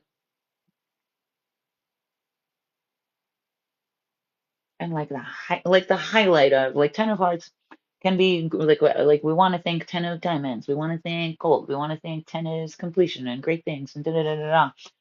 It can also be completions of cycles for sure. Um, which isn't necessarily mastery. Sometimes it can be too much, and so we take a step back. Sometimes things get out of hand, and so we have to like take a breather, take a step back, take a moment, um, and reevaluate or reanalyze. Are we really getting what we want from this, or is it, impeding or distracting from the things in which we do want, or the kind of life that we do want to live? Um, are these the things that are fulfilling, whatever it is that's going on now? Seems to have the heart and the mind at odds. Seems to have the heart and the mind at odds. And the Four of Clubs, especially with this blue, is very much, thought energy and mind energy. Are we going about all of these emotional things in too logistic of a way? Who knows? Um, it makes me think like when you talk to it there, like when you don't know what to do you define what you're going to do based on what your therapist says? Because that may be problematic. In general, I think the science of association uh is kind of it means well. It meant it means well now. It didn't always mean well. In fact, I think there's an incredible, a gross amount of racism, classism, ableism invested into that very system, not just from its inception, but even currently. And many psychologists or therapists would also agree that, oh wow, would also agree that because of young diagnosis and the prison pipeline or um, ways in which it seems to be very rigged. Most people in psychotherapy or therapy in general also got into it because of personal investment, because they were trying to heal themselves. And through healing themselves, uh, tried to heal others, but not all. Some people, I think, just invested so much into a Western egotistical system that they fed their egos and weren't actually able to heal their wounds. And so we have a lot of, you know, assimilated narcissism seeking guidance from more assimilated narcissism. And so, what is this for of clubs? Oh, God, the ways in which we uh, are able to stir the pot of our ideas, the ways in which we're able to allow them to brew. Who is it that we tell these things to? Because this Ten of Hearts is a lot of information, a lot of emotional knowledge. Um, Sure, yeah, absolutely. Go to a therapist, but also talk to your parents or talk to your sibling or talk to your dearest friend or talk to, your to somebody else. Again, a council of information. This is also what people mean when they say talking to their ancestors or, spiritual councils, is there's multiple energies, multiple versions of yourself even that are able to inform you on any decision, or that are able to inform you on this timeline. And so when you are not sure what to do or if this is any more in alignment with you, um, you don't have to suffer in silence. You can commune with the counsel of again, other versions of yourself. A version of yourself that chose one way or chose another way. Um, and various other modes to take information. No one other person or conversation should entirely dictate that decision. So this whole tirade went on because, like, oh, I don't know what to do. I'm going to go to my therapist. My therapist said, do this. This is what I'm going to do. That is not healing. That is just another form of blind following and indoctrination. Um, it's just another pattern and not your own, which is silly. But who do you trust, and who can you turn to, and are you turning to them because you do not trust yourself? Because that is also an integral point. um like turning to a friend, it's not that you don't trust yourself, it's that you want a different perspective. And much like I've said, and that I have a popular video on, um that your own internal truth ought not be directed. It ought to be more intimately defined by how well you know it and the difference of sensation and the things that it interacts with.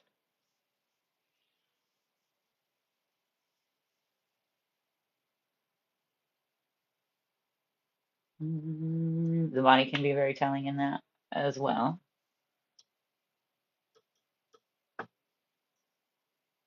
But when we make space for it, when we actually make space for it, when we make space in the body to be able to actually hold these information, or hold any emotional information, then we can actually sift through it, then we can actually listen to it rather than just talk through it and then listen to whatever somebody else says.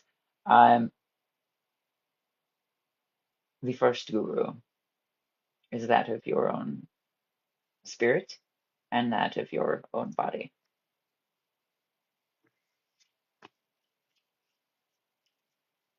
Thanks, McLovin. And hello again, Kareem. Good to have you back.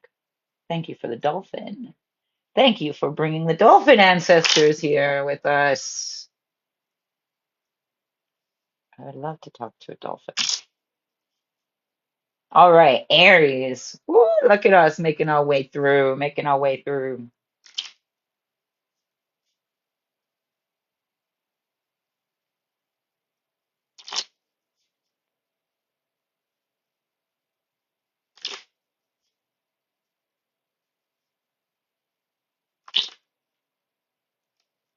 Okay, I'm gonna have to charge my phone on this thing while I do this. Boop. Stay perfect. Perfect. All right, Aries, Aries, Aries.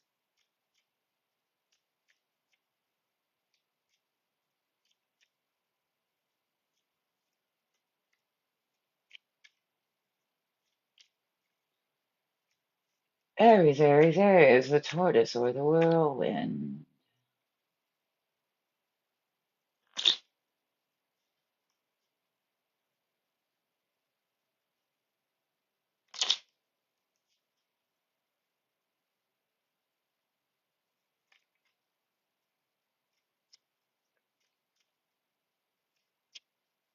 Aries, Aries, Aries. What words do I have for you, the Scorpio season?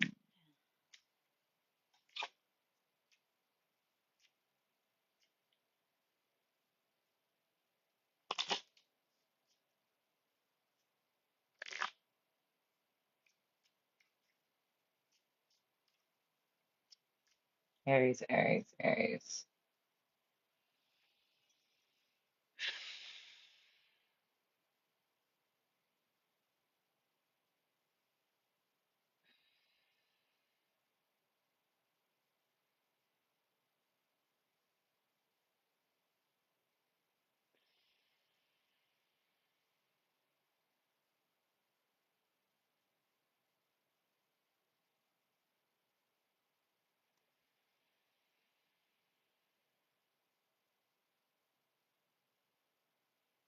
Ooh, okay. Lots of energy in the Saturn finger, lots of pointing, maybe lots of projection, I don't know, or direction, who knows? Eight of hearts, eight of spades, bottom of the deck. Okay, maybe lots of direction. It is reversed though, so is it direction or is it projection? It is in fact both. Again, two-way streets, depends on how it sits for you, really. And it can oscillate at any given time, which is why I love to always take an opportunity to be mindful within myself, which really sounds like it takes more time than it does. If I see some stupid shit, I'm like, that's a judgment. Why did I do that? Oh, that's why. 2 seconds. 2 seconds of thought to make me not be an asshole. That's really all it takes. Eight of hearts, also inverted. Interesting. Um, I think that actually has a lot to say about, again, pride and insecurity. And it's spirit talk that we were talking about, and not just that, but I mean, Aries and Chiron, Eris and Ceres are also retrograde. Neptune and Saturn are also retrograde all around Aries or with Pisces. So we have this clash of energies again, kind of on this cusp line. Um, so, fractal perspective of really intense, explosive energies in a blind spot, essentially. No wonder Aries can be so frustrated.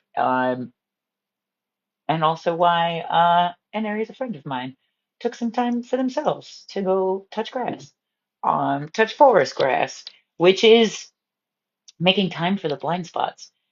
Taking time to really look around. And again, what did I say? Kuan Yin paints the rainbow, different perspective, so that you can move with the full picture in mind rather than based on a snippet and reactionary product of.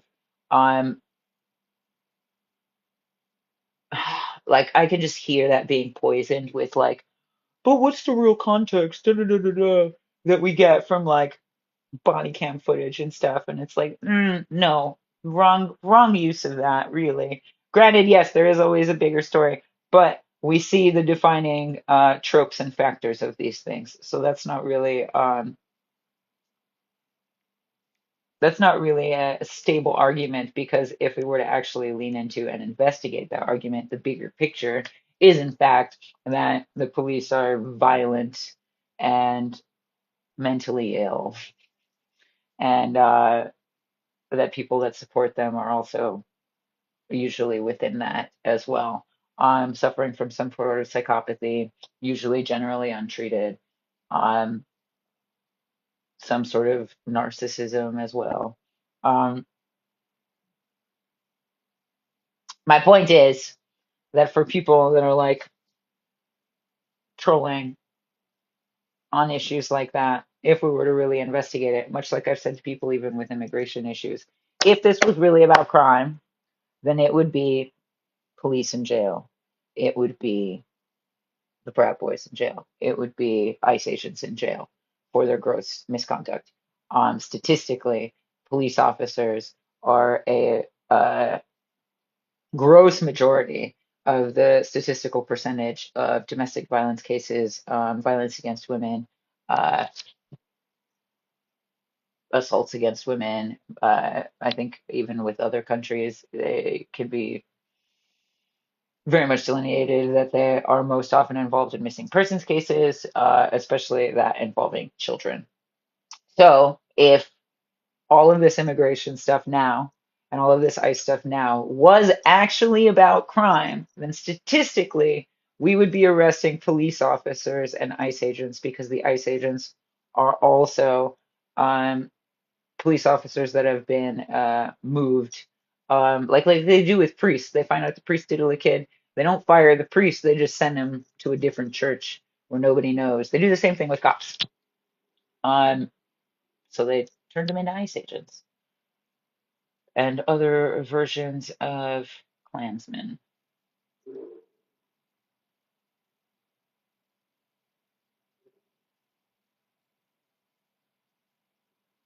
before I got hightailed on that. What was it? Eight of Hearts,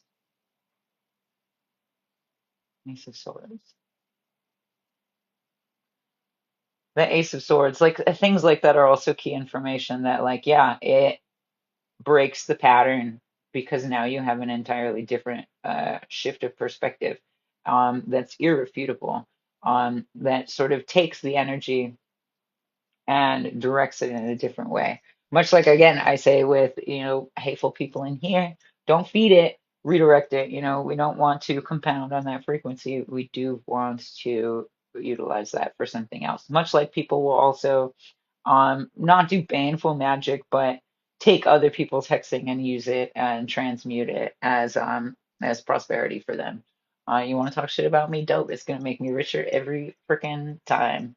And that's maybe the attitude Aries can embrace rather than the heaviness of, revenge or vengeance or again, the heaviness of rage and anger and pride or insecurity rather than, the humbleness of rather than being humbled by the experience of life, rather than being humbled by the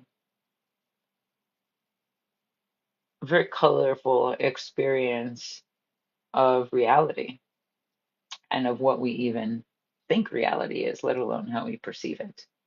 And that perhaps can bring a little bit more laughter into Aries' life as well. Consider it like a yes and game, like improv, rather than a tragic opera.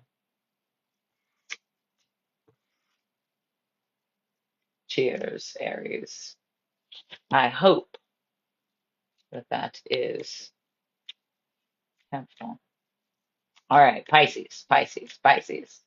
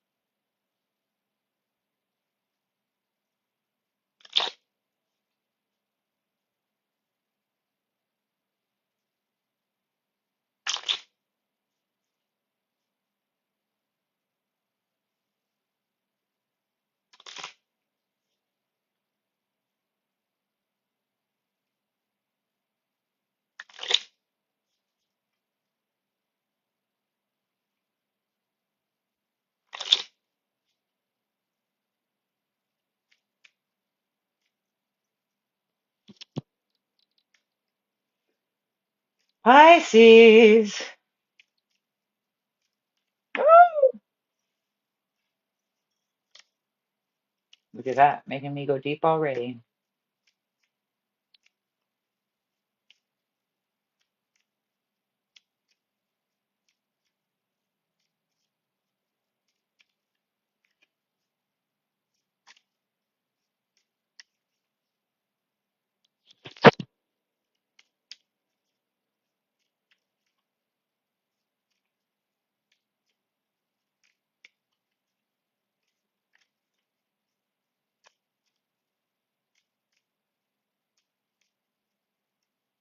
All right, Pisces, what you got, baby?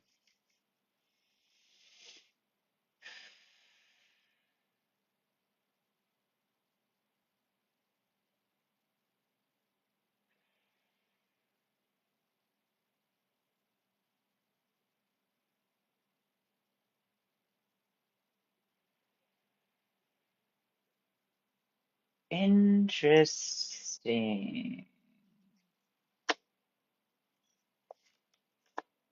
Okay, this is crazy. Eight of Hearts. You saw how many times I shuffled that.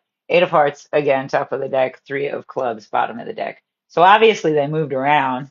Um, Three of Clubs is very much creation. That's interesting because just in breathing through all of this, like, the heaviness in my chest and the rising of this energy, or which sign was it that was heavy in the back of my neck, the stepping back?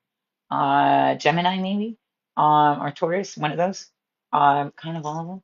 uh I felt that almost like an air bubble like pop into the back of my head, which I think is very much the ways in which Kundalini rises and the ways in which we integrate. The ways in which we don't just like tick to have, we actually have to create space for the spiritual energy that we take in, for the knowledge that we take in, so that I can actually find room to move through our lives and find space to move through our lives. That's also why awakening periods can feel so unruly and detrimental in like tower moments, because room has to be made for this thing to be built. It's kind of like if you order like big furniture, but you didn't clear out the space for it, the delivery people are just gonna put it in the middle of the floor and call it a day. They're not there to wait around for you to clear up a space and clean it up and and get it all ready. They're moving it to the place where they're leaving it, and that's it. Um, I've learned this because I also had to carry a queen size bed of 3 flights of stairs. Um, so it's sort of relevant. Um, this Three of Wands is clear skies of creation. So allow your logical brain, allow your mind, allow all of this mental energy and the ways in which we're logically trying to deal with emotional energy, the way that we're trying to calculate artistic energy, the way we're trying to measure the abstract. Um, let that go by the wayside. Let it go where it needs to. But allow all of these ideas to maybe their full extension. Like when you blow a balloon up to its full capacity and then it pops. We embrace these things to their full extension. We discover what's at the end of it. And that's not to say like floor it and drive off a cliff. That is to say, look it in the eye. That's all I'm saying. I'm not saying play chicken with your life or with your emotions. I'm saying, do you have the trust in yourself to be able to look it in the eye, to even be able to look it in the direction, um, to look in its direction. And just in that, you're able to see clearer, you're more defined in your gaze, in your goals. And this Eight of Hearts, for all that it has meant, is upright, is finally upright. And so I think that's uh, maybe cause for celebration, maybe cause for um, cyclical new patterns. Celebration, but also the ways in which that unfolds and the ways that in which invites more celebration of things, of like successes, but also the doors in which that opens for more possible successes. Um, it's like cave spelunking. Actually, interesting because these are very vivid colors, and I love these colors because again, complementary colors or contrasting colors on the color wheel. I see these colors mostly with like blues, and some very bluesy jazz music. Um, like golden hi-hats and like very bluesy, bassy tones, or very grounded drumming. And so these colors will kind of uh, dominate the scene or dominate the song in my mind, in my perspective. But that is because they are healing colors. It is a healing combination. Blue and orange specifically, which like brass in a band, 100% will get this color drop down to the tune that it needs to be for good brass. And true of brass in bands is, from what I gather, most often they'll drop tune the instruments to be able to match its frequency. And so this is you being able to drop into your life, embody your life, um, and also drop into a true conscientious state of being, to drop into your own consciousness. 100%. The more I'm talking about this, the more it's like this is like DMT blast off. Um, and the various doors that it opens in your psyche. And I know some people won't like the way that I worded that, but it does. It opens doors. Are there doors that shouldn't be opened or what have you? I don't really think that. Um, I I don't know. I'm also maybe just curious at many costs. But in my experience, there are many doors that want to be opened and that need to be opened. Um, and your fear of them is the hardest part about it. So bring joy and celebration into the prospects of creation, and any daunting new idea will actually feel more like a dalliance than a daunting task. Go Pisces. I like that a lot. Aquarius.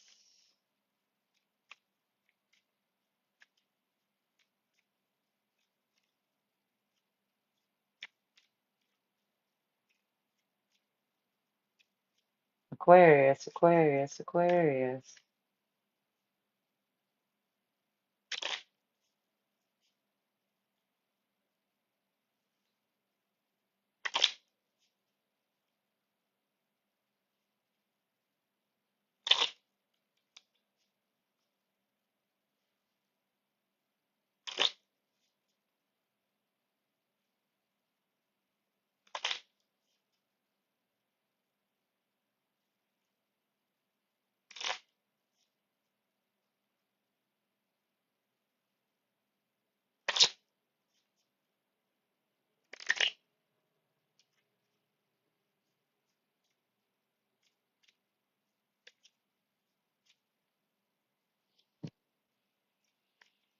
Aquarius, Aquarius.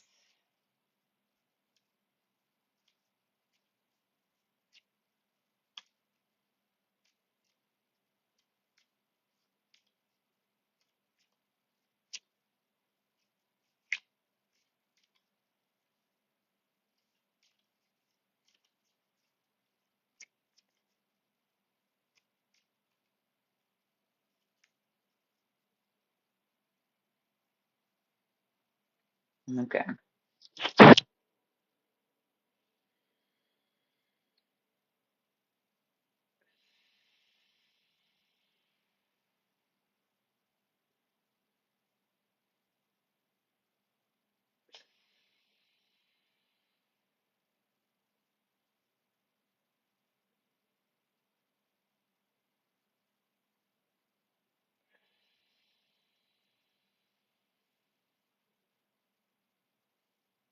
Ooh, electric.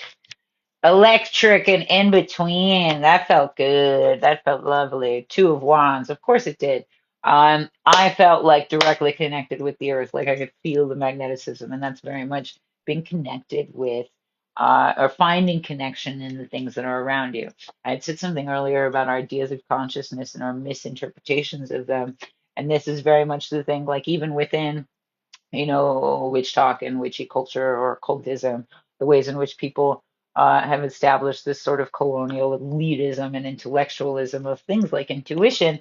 And so they deem, crystals and water like just these tools in the same way that occultists in history have deemed women just tools.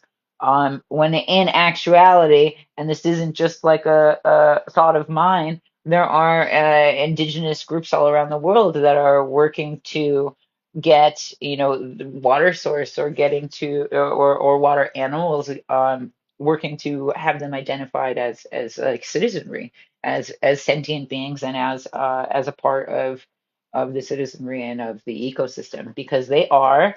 And for what we thought we knew about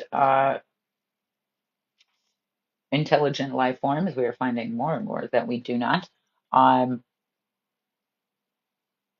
just within aquatic life, whales or killer whales or what have you, no more languages than your average person, can actually create languages with other groups, and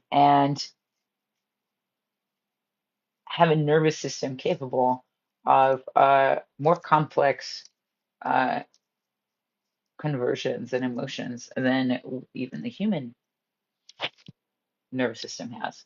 Um, So when discussing things like the evolution of especially the intricacies of it, um, there really is there really is so much faultiness to it. But when you are an Aquarius and you are wonderful and mysterious and deep and always thinking uh, ahead and in between, then you can, in fact, connect to most things, connect to anything, connect to everything. Maybe this is also the kind of creative thinking, or whimsical thinking, or sci-fi thinking, uh, that allows us to begin to see a solution to any given problem. The age of Aquarius is perhaps also the age of unconventional ideas, um, that prove to become or be more conventional and much more common sense, than we would have initially believed. King of Spades follows this. And so not only is there connection, but there is a great charge.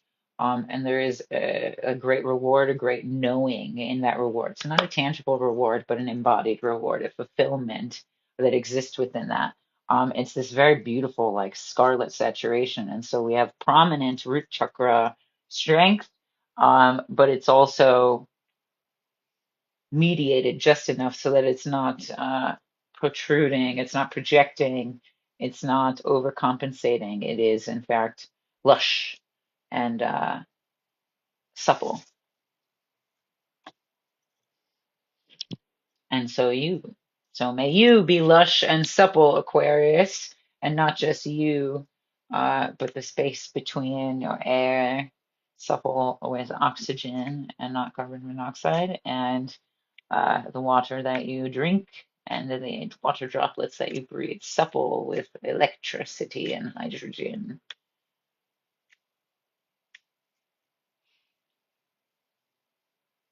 All right. Capricorn.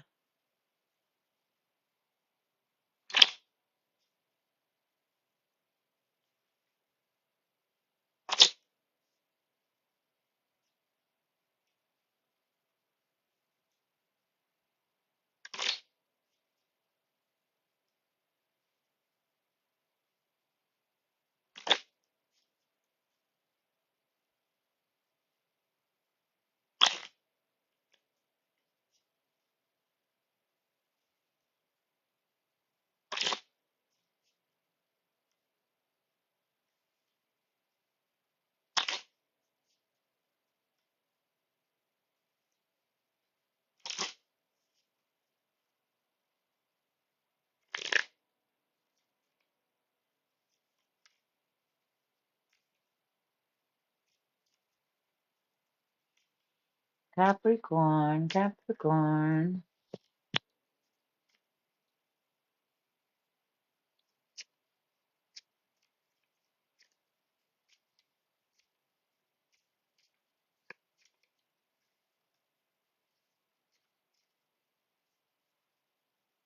Capricorn, Capricorn, how are you?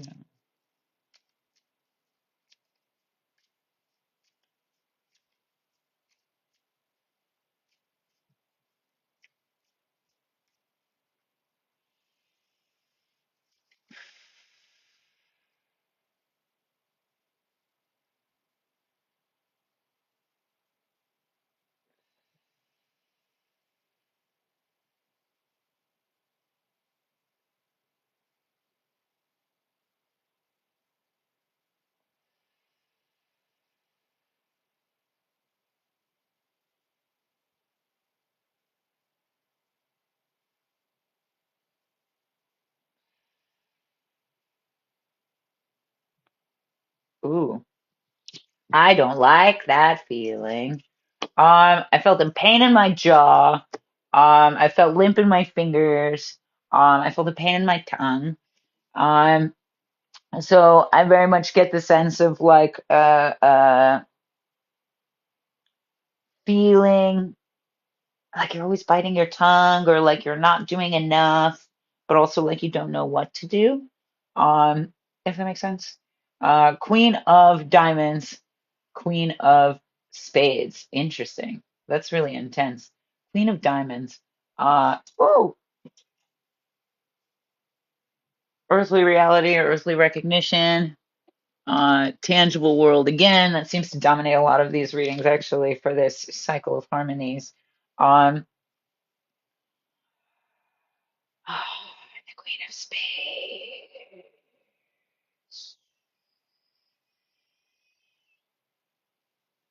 I mean, it's the mental world, the tangible, literal reality, very much at odds with maybe the internal or emotional reality or trauma reality. Um, but they can, in fact, find equilibrium. I think when we're able to soften up on ourselves and be like, not necessarily, go soft and go easy on ourselves, but when we're able to maybe investigate and really try to understand why it is we do the things that we do, um, especially things that we're not proud of, then maybe we can come to an understanding of like, oh, like at that time, that's the only way you thought you could survive. Like, oh shit, at that time, that's what you thought you needed to do to be able to live. Like, I understand you now. That doesn't make it okay, but that does mean I have a broader perspective about what you need to thrive. And that's not just in terms of other people. We can very much have that conversation with ourselves. I've absolutely done it where it's just like, hey, you, version of you that's attracted to this situation for some reason. Why? Would you tell me why? Like if you were gonna go hang out with a friend, have tea with a friend and be like, oh, so you're back with this fucker. Why? What would your friend tell you? You can have this conversation with yourself and with your heart as well and listen because your heart, chances are, will tell you, not because that's what I said I wanted or whatever. Chances are your heart's gonna be like, well, actually, when we were 13, you told me that I'll never have a Valentine, and it's sat with me in my gut since then. Not to make light of it, but like for sure, absolutely. Listen to it. Your heart will tell you surprising things. Um, and that can put a lot of things in perspective. And then just like that perspective shift, like, oh wow, now I don't feel so called to react this way because I have this information. Because now I don't, see myself as evil for this thing or see you as evil for this thing, but I see that, you were also, wounded by evil in some way, or that you, thought this was your only way out, thought this was your only way to survive, et cetera, et cetera. Um, and that's not to say, all is forgiven and blah, blah, blah, because I understand that now. Um, but it does alleviate the rage and the anger. And a lot of times underneath that, you'll find that there's maybe pity and sorrow. And so to other people can be like, wow, sucks to really suck. But to you can be like, you silly, silly thing, we're gonna do better. I mean, and to everybody, we can do that. You silly, silly, silly person, we can do better. We can be in better alignment. How is it that this internal feeling has been projecting this light show of my life, and how can I refocus, much like a projector in real life? These are beautiful colors. Um, Turquoise is very wise, but turquoise is also listening to much more than just itself. Turquoise is also a very ancestral element. And there's many rules. I mean, there's many rules around the ideas of presenting it in prominence rather than it being overshadowed. And so I think sometimes our trauma can overshadow our actions, and we don't necessarily see it for that until all is said and done. And so, honor yourself by being able to understand yourself more in retrospect because it will only make your future that much more integral and fulfilling. Go Capricorn.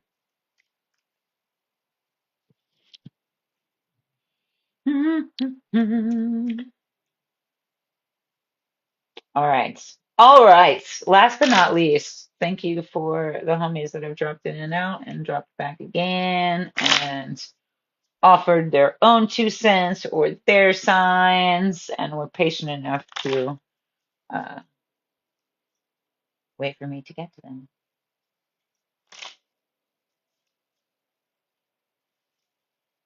And for anybody else that maybe missed their sign, uh, this will be reposted so you can find yours and check it out and maybe find your opposite beyond Sun, Moon, Mars. Find your Venus and Mars, if anything. I mean, Sun, what is it? Sun, Moon, rising. Beyond that, or aside from that, instead of that, your Venus and your Mars, as far as Western astrology, will tell you quite a bit more. And of course, before we tumbled down this whole cycle, we were able to expand the fractal delineation of Western astrology by 1.66, repeating into the Siliki or Cherokee astrological calendar, as well as the Tzolk'in or Mexica, Azteca. There's a lot of unclarity there on the Mexica astrology and calendar. All right, Sagittarius. We took the long way around.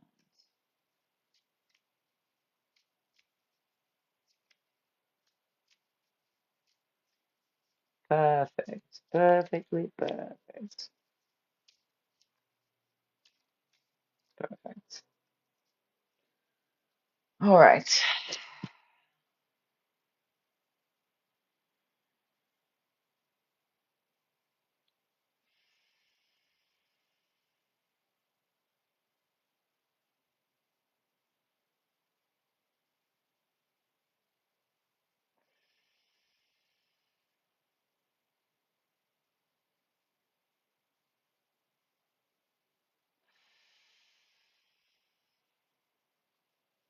Oh man, for all of the intent in the world, you cannot escape the way your emotions show up in your body.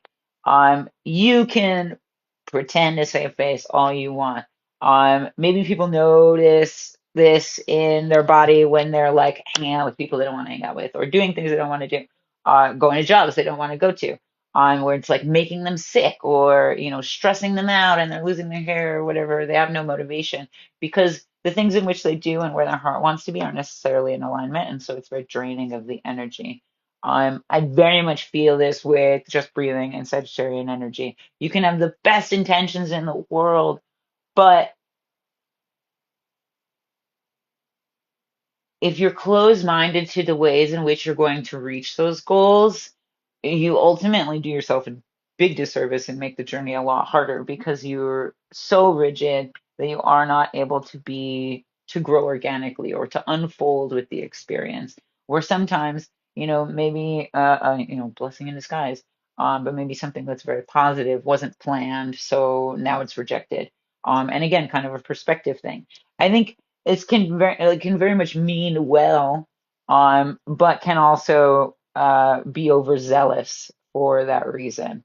It's like people that can mean well but are a little overbearing, or like helicopter parent or whatever. They mean well, but is the meaning conveyed in the thing? And that's maybe a big important thing, especially coming from abusive households.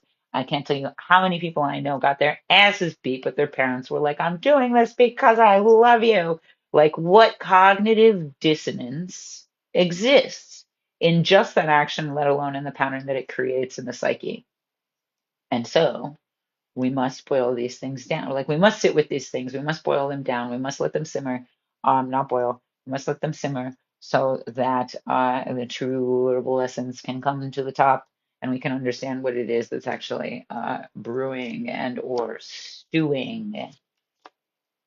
King of Wands, the bottom of the deck. Yes, absolutely. King of brewing, king of stewing, king of making that fire, king of fire keeping, and not keeping, holding and offering. And there's the nine of hearts. Nine of hearts at the bottom of this.